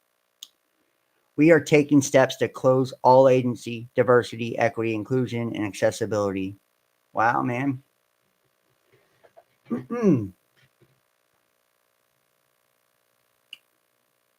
I mean, this is a great thing. Elon Musk announces Customs and Border Protection has taken over USAID office building. Wow. The latest news on USAID is going to cause the biggest leftist meltdown yet because their least favorite agency is now taking over. USAID has been in the crosshairs for the past week, given billions of dollars of waste exposed by Doge. Some of the examples exposed have been absolutely stunning. In one instance, the agency funneled $5 billion in 2014 to ignite riots in Ukraine, according to RFK Jr. How about that? Online footage shows signs are being covered up and taken down one by one. What a beautiful scene. Now the news for Americans gets even better. Ex-owner and Doge chairman Elon Musk announced a short time ago that Customs and Border Protection had taken over the building.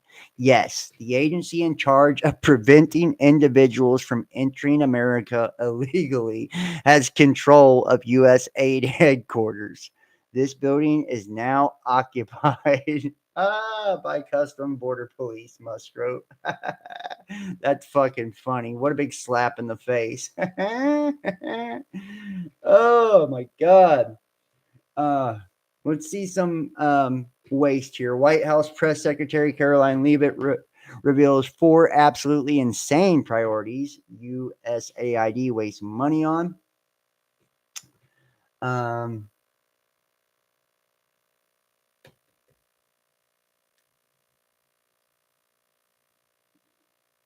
During a short press conference outside the White House, Leavitt responded to woke critics who have thrown tantrums over ex-owner and Doge chairman Elon Musk and President Trump daring to take an axe to one of the most corrupt agencies in America. As TGP readers know, USAID is a foreign agency that many see as a front for CIA activities. While speaking to reporters, Levitt had a sheet of paper as she read off 4 outrageous examples of government waste. This is what she unveiled.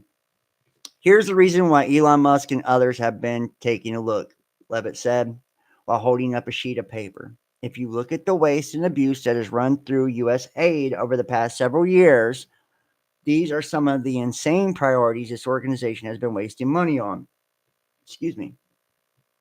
$1.5 million to advance DEI in Serbia's workplaces. What? $70,000 for a production of a DEI musical in Ireland. $47,000 for a transgender opera in Colombia. $32,000 for a transgender comic book in Peru. USAID spent $2.5 million to promote DEI in Serbia. $70,000 for DEI musical in Ireland. $47,000 transgender opera in Colombia, $32,000 transgender comic book in Peru. That is fucking crazy. That is so crazy. And you see why they're shut down, you know. Corrupt USAID signs stripped away from Washington headquarters amid agency overhaul. Finally. We've already talked about that.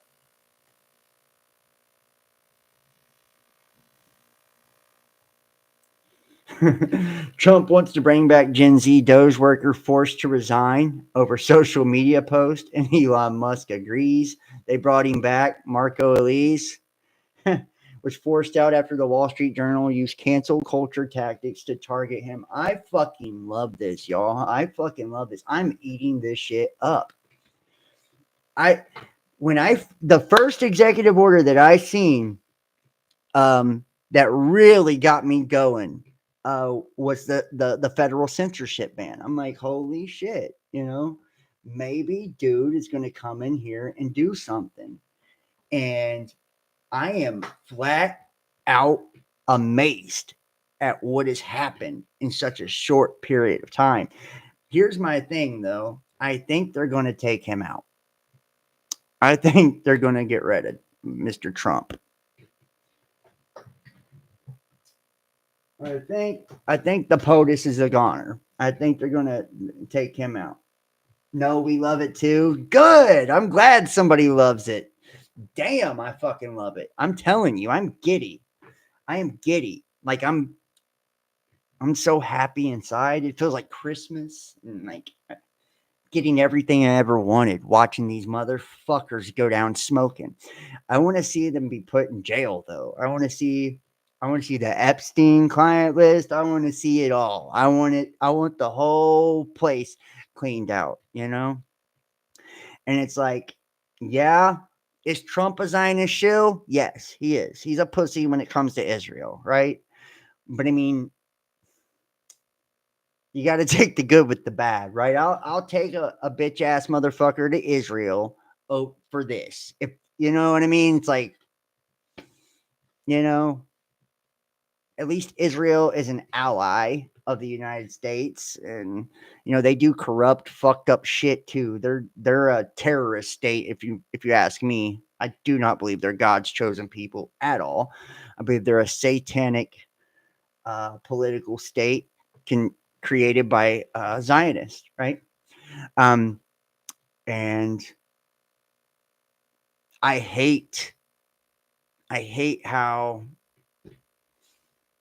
you know, how they have so much control over the United States and how Trump placates to them so much. I do. I hate that. But with that said, you know, I'm I'm absolutely loving the rest of what's going on. You know, I'm loving all the people that he's been putting into power in different places. I'm loving all the firing of people, removal of people. I'm loving all the shutting down, the executive orders. I could have never anticipated this in a million years, guys. Honestly, I thought I'm scared they were going to kill Trump. Yeah, for real. Look, so in all fairness, when Trump came into office the first time, I was not impressed. John, isn't there scripture that says we are supposed to support Israel or something like that? Yeah. Israel, though, here's the thing. And let's pull up. Let's take a look at that.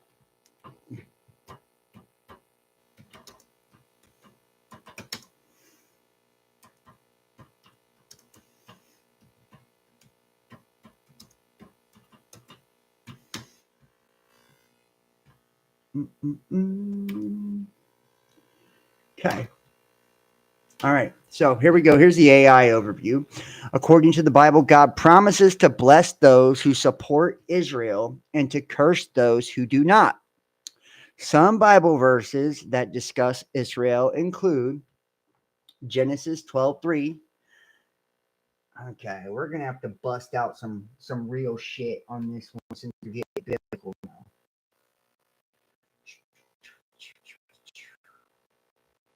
Let me pull up my Bible.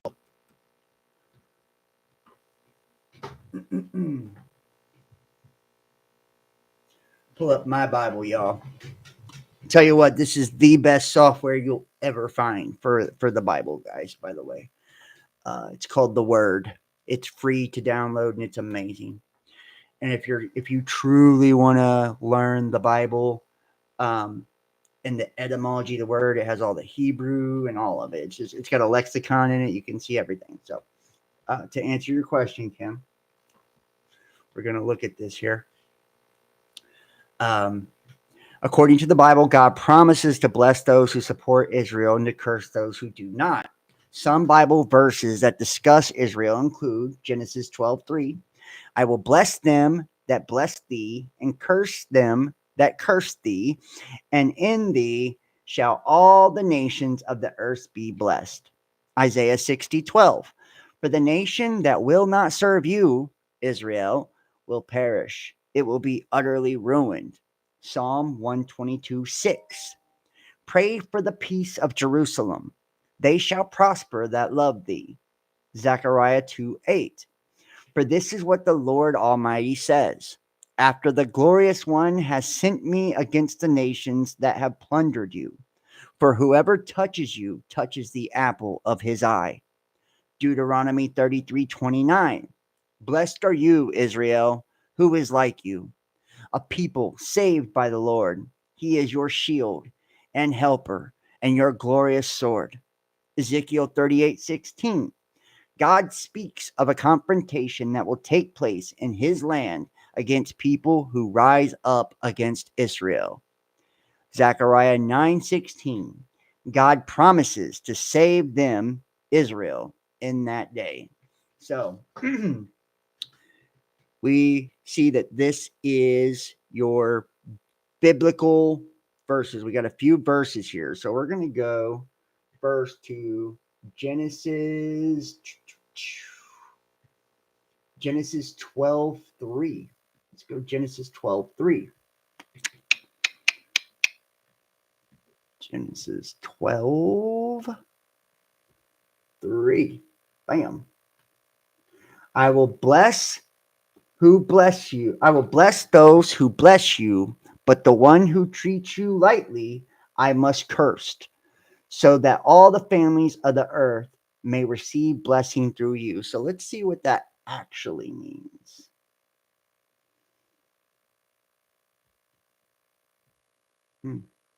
All right, hold on.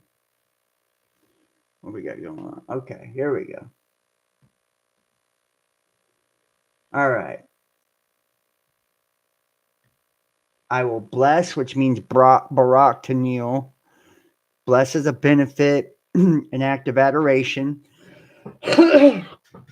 So to a benefit or an act of adoration, so benefit those who benefit you. But the one who treats you lightly, to make light, I must curse. I must destroy. So that all the families of the earth, so all the people of the earth may receive blessing through you.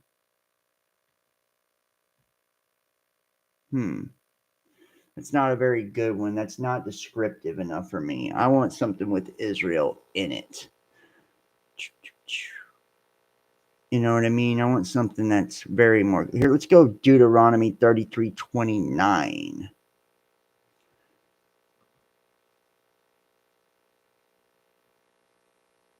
Because some of these don't actually have Israel. Israel is just referred to. And remember, Israel, if we truly break down that word, it's Isis, Ra, El, right? So, just saying. Isis is like, or Ishtar, right? It's the divine feminine. Ra being the sun god, right? El being God, right? So, Israel, Isis, Ra, Elohim, El. Okay. Here we go. Ezekiel 38:16. Here we go. Let's check that one out. Ezekiel 38:16.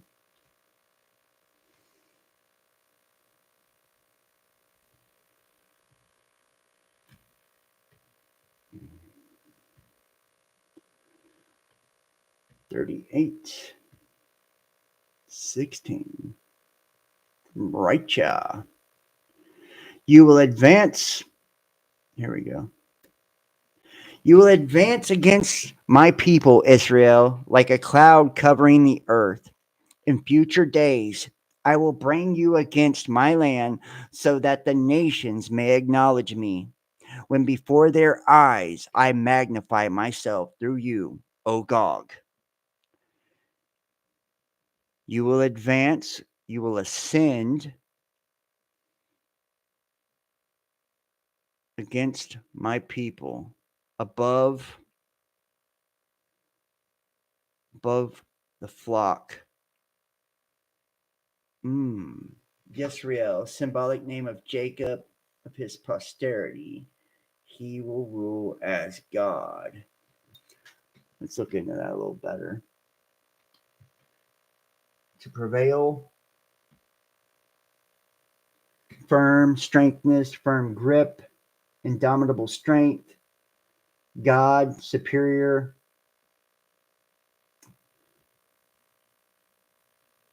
Yeah, so both of these. So you will ascend against my tribe that will rule as God.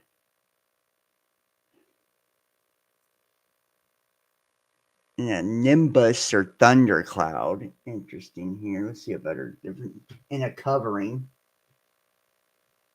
Ooh, wow. You will ascend against my tribe who act as God. In a covering cloud. So it's in a covering cloud or to act covertly, right? In the land. In the future days, in the last days, wow, I will bring you above or against my land so that the Gentiles or foreign nations may acknowledge me, may see me. When before their eyes I make or pronounce myself through you, O Gog, which is the name of an Israelite. Wow. So basically, you will ascend. You will ascend against my people, against my tribe, covertly or covered in the earth. In the last days, I'll bring you against my land so that the Gentiles will see me before their eyes when I present myself through you, Israel. Wow. That one is very interesting right there. So, what we would have to really do, though, is ask ourselves, what are we talking about when we're talking about Israel? Yeah. What are we talking about when we're talking about Israel? Are we talking about, see, Israel,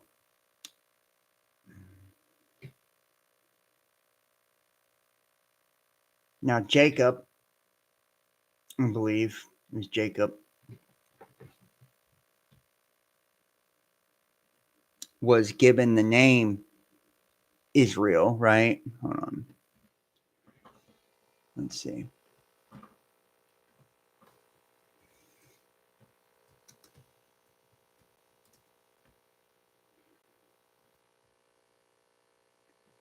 In the Bible, Jacob's name was changed to Israel after he wrestled with an angel, right?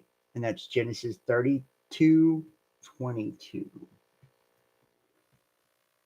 So this is how we'll find out what they're actually talking about with Israel, because that one's pretty clear.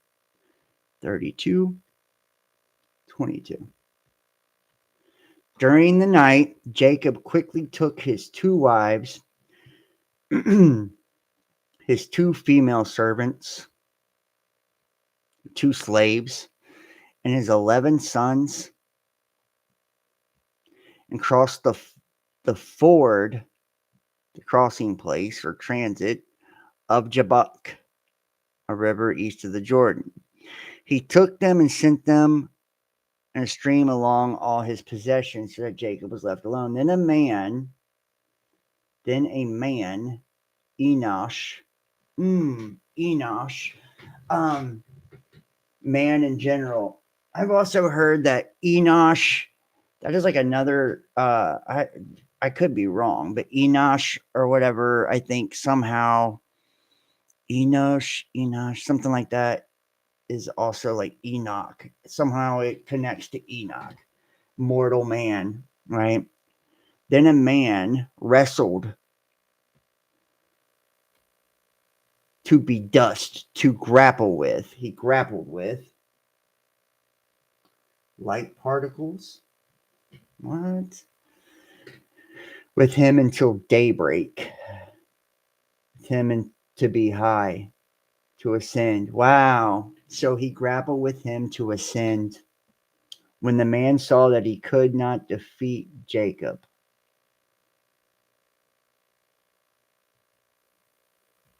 he struck to lay his hand upon the socket of his hip. So the socket of Jacob's hip was dislocated while he wrestled with him.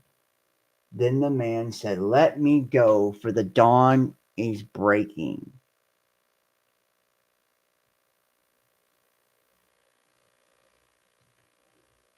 Huh.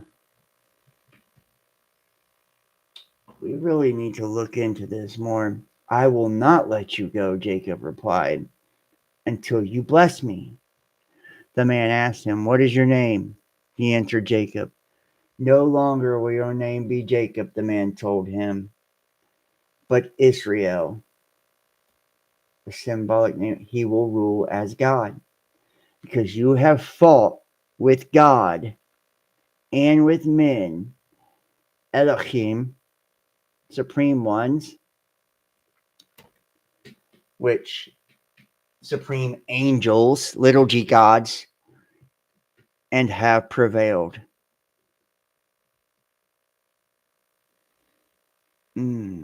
So basically, that's interesting that the dawn is breaking, like, so the son of the dawn, right, Lucifer. Then the man said, "Let me go, for the dawn is ascending." Interesting. "I will not let you go," Jacob replied, "until you bless me." Then the man asked, "What is your name?" He answered, "Jacob. No longer will your name be Jacob, but Israel, because you have fought with the supreme angels and with men and have prevailed."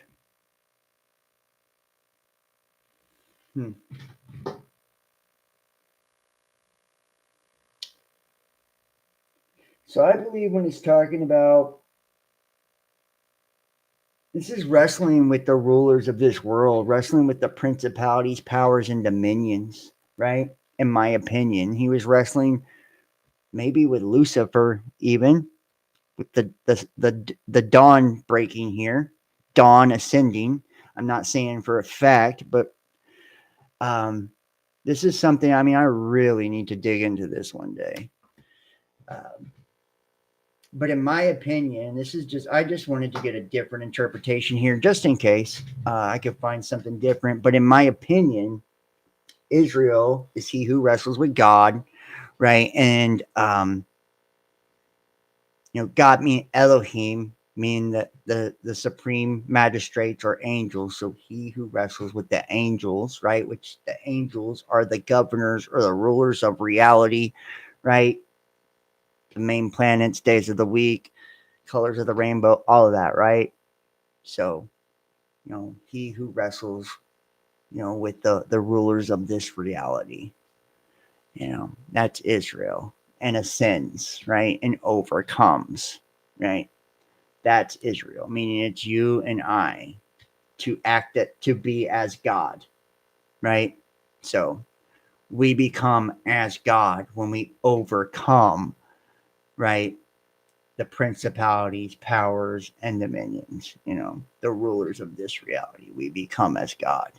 We become Israel.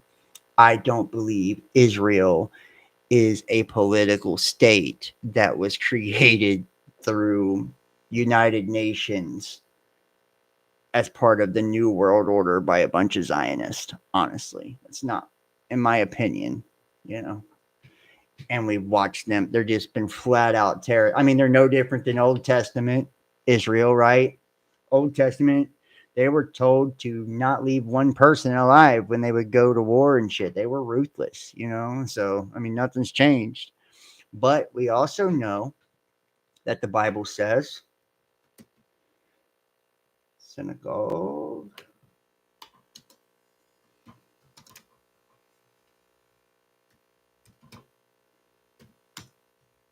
The synagogue of Satan is the reference to two Bible passages. You should describe the group that compromised with Rome. The author of Revelations believed that those who compromised with Rome were not fit to be called Judean. It's interesting. Revelations 2:9, synagogue of Satan. Wow. And look at what it says. The phrase synagogue of Satan is a reference to two Bible passages, Revelations 2:9 and 3:9. It's also been used in other contexts, including to describe Freemasonry and to refer to Jews. Think about that, y'all. The synagogue of Satan, right? To describe Freemasons and Jews. How about that? 2:9. Let's check it out.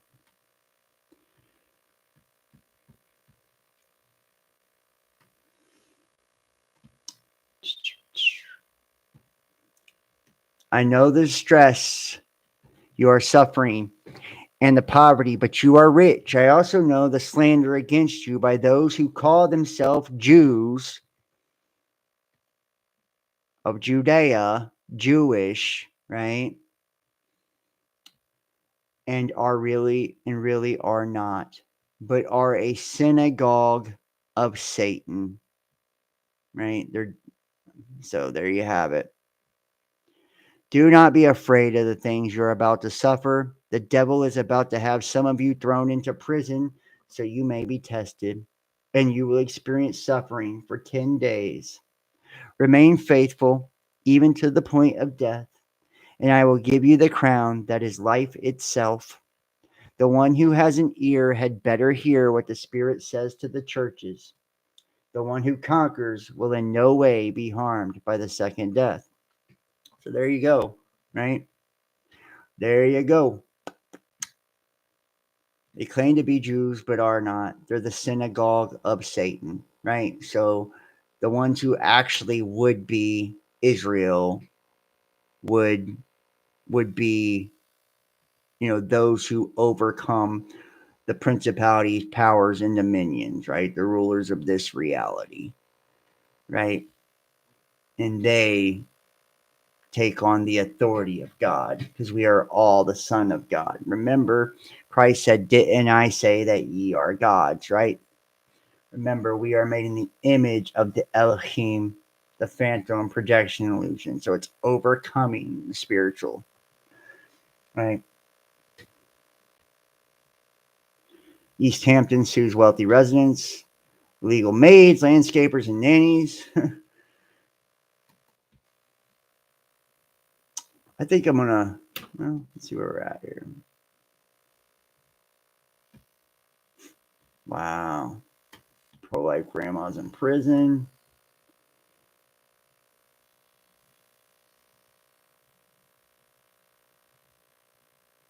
She's a fucking quack right there, ain't she? Maxine Waters, she is a quack. Continue to throw tantrums over Elon Musk and Trump's attempt to downsize the federal government. Now officers are getting involved to stop them. It's crazy, dude.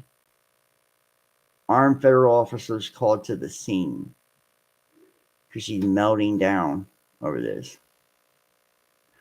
Bloodless and nonviolent Second American Revolution underway with the sacking of Usaid. And you know what? That's exactly what this is. This is the Second American Revolution. This is a renaissance, honestly, in America and across the world. But it starts with America saying we no longer want your fucking bullshit liberal brainwashed agenda. We don't want your propaganda. You're not taking all of our money, siphoning it back into enslaving us, surveilling us, controlling us, manipulating us, right?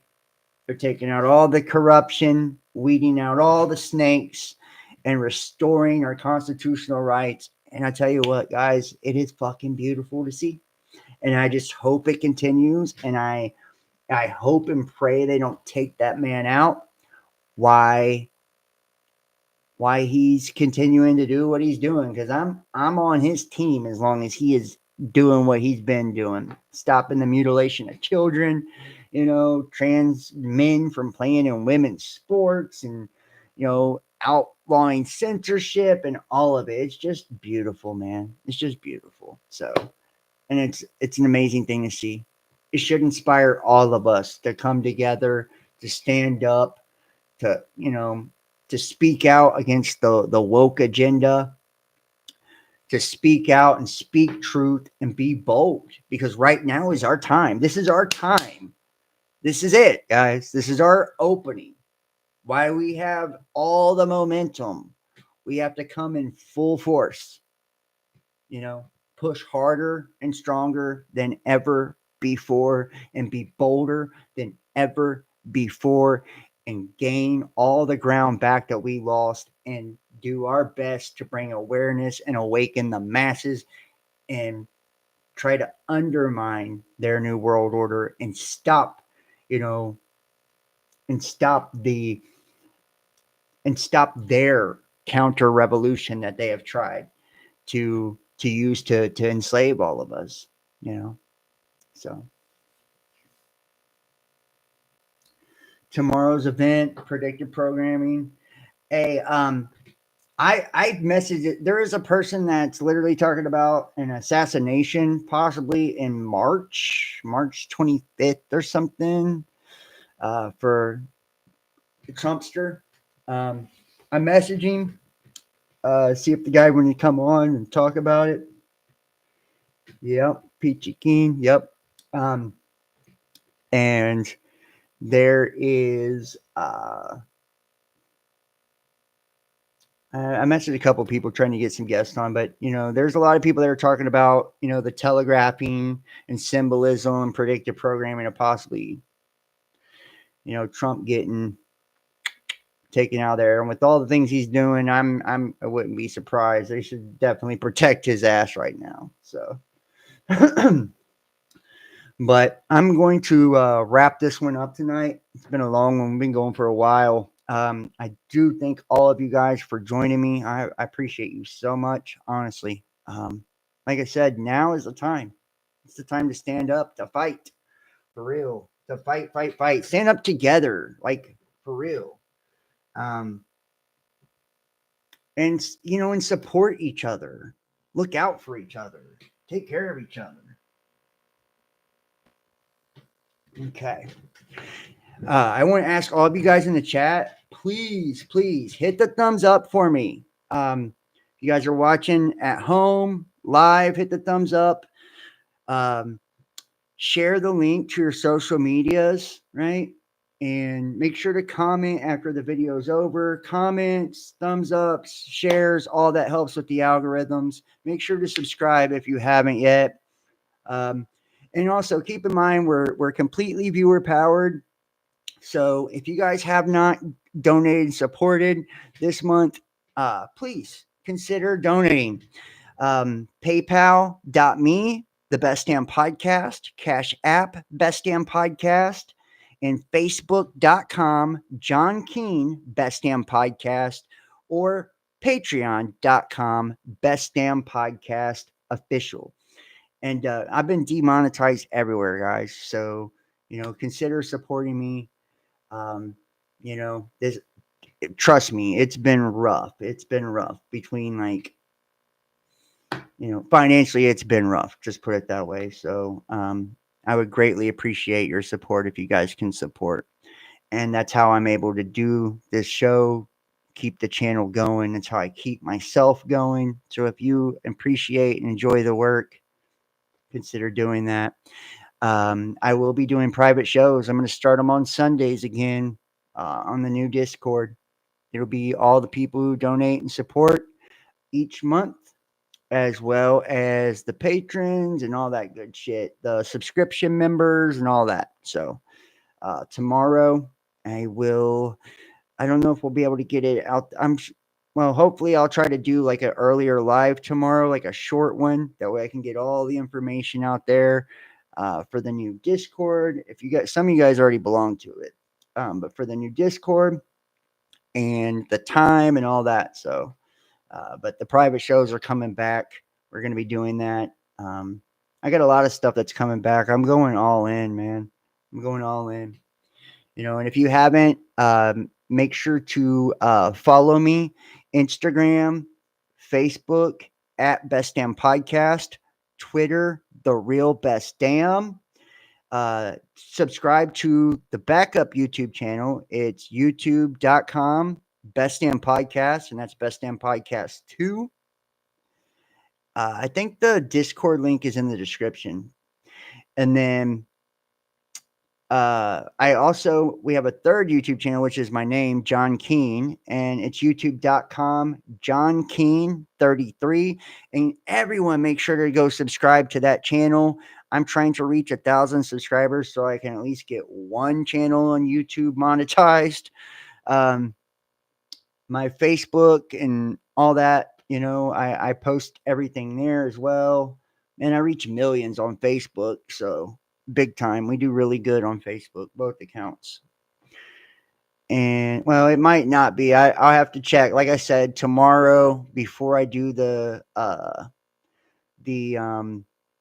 the private show or whatever, and seeing it on Discord. This is what's cool about it. Discord actually gives me the ability to have people, and I believe I'm just going to do like the audio calls instead of allowing everybody to do the video. I'll probably be the only one on video, but you can raise your hand now. They've got all these new features on Discord, and you can raise your hand, and so if you want to talk and join in, so everybody can they can talk and give their 2 cents, and it's fun, man. It's fun. And when I'd done them before, I would stay up literally all fucking night on those bitches doing it, man. It was, and I got to know a lot of you guys that way.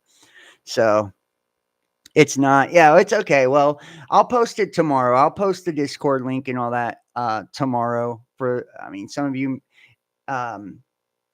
like I said, or I'll try to put it in the comment section of this video, but I'll do a live tomorrow and get the Discord link out there and for the new Discord. Some of you guys already belong to it. I just probably don't have it in the description,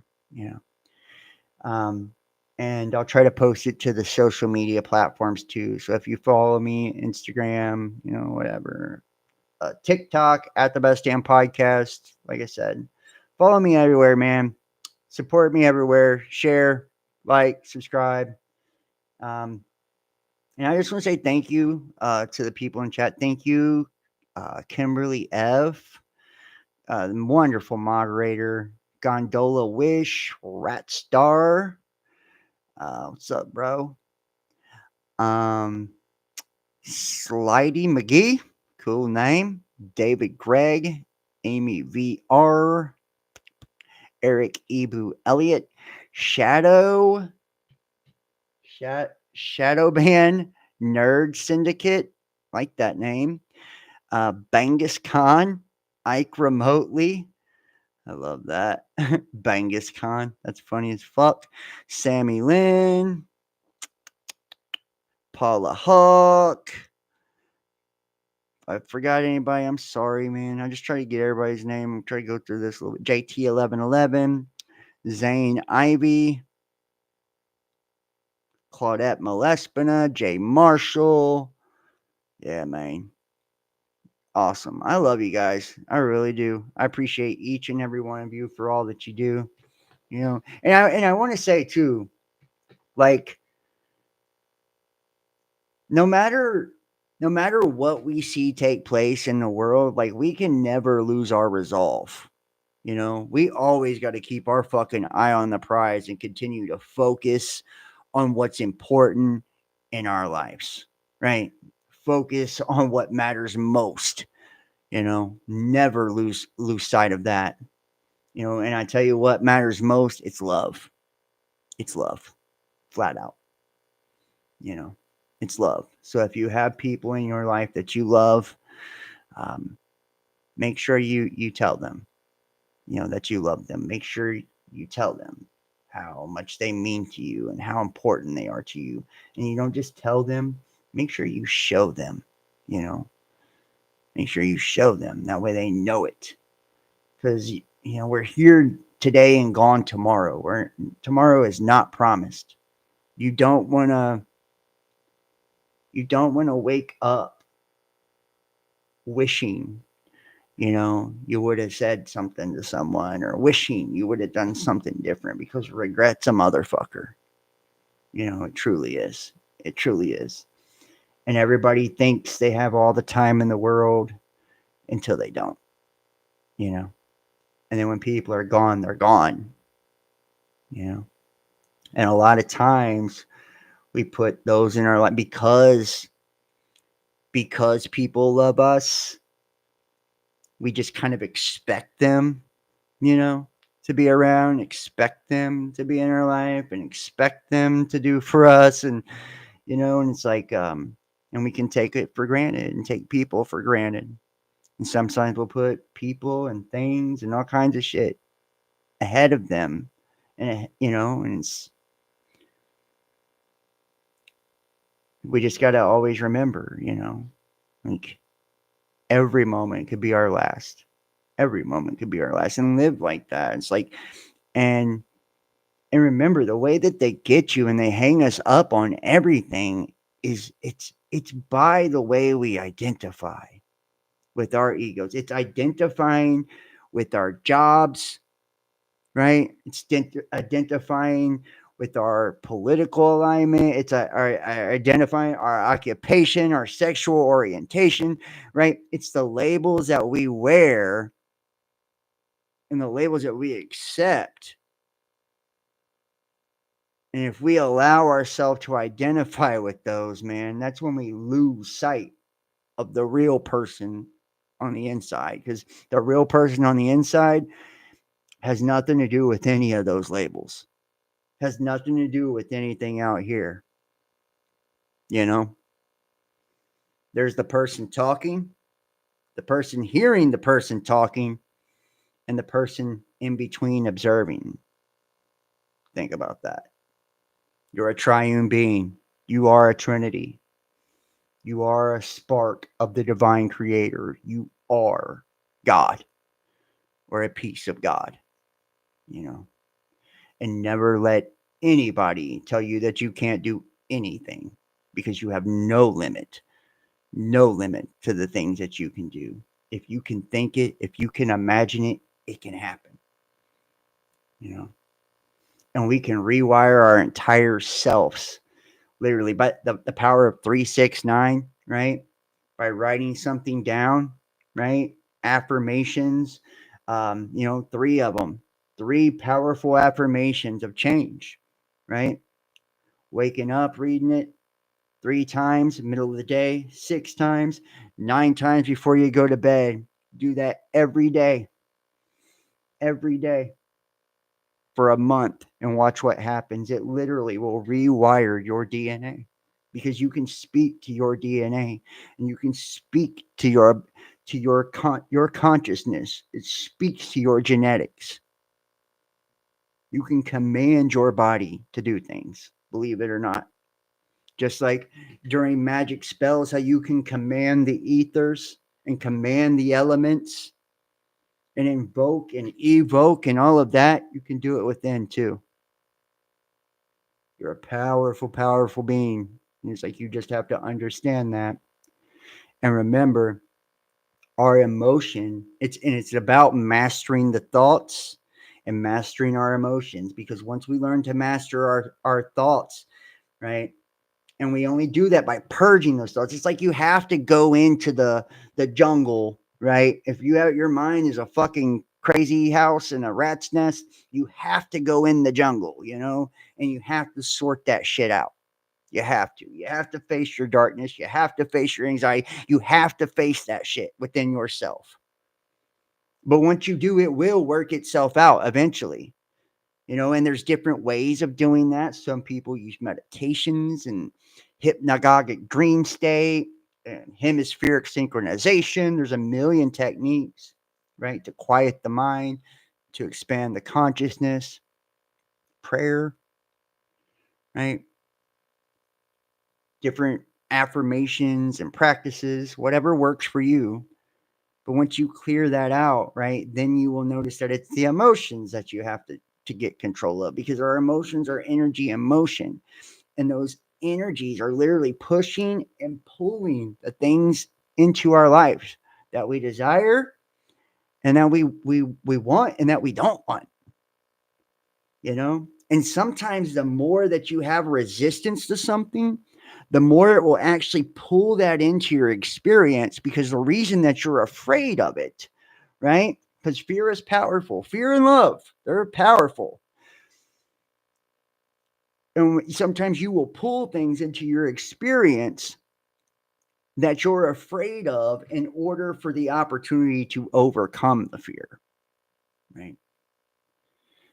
So the universe is always trying to make you evolve, make you grow, make you change, make you better, make you realize who the fuck you are, right? Which is God, a son of the Most High, right? An eternal being, eternal consciousness, pure, infinite light, you know?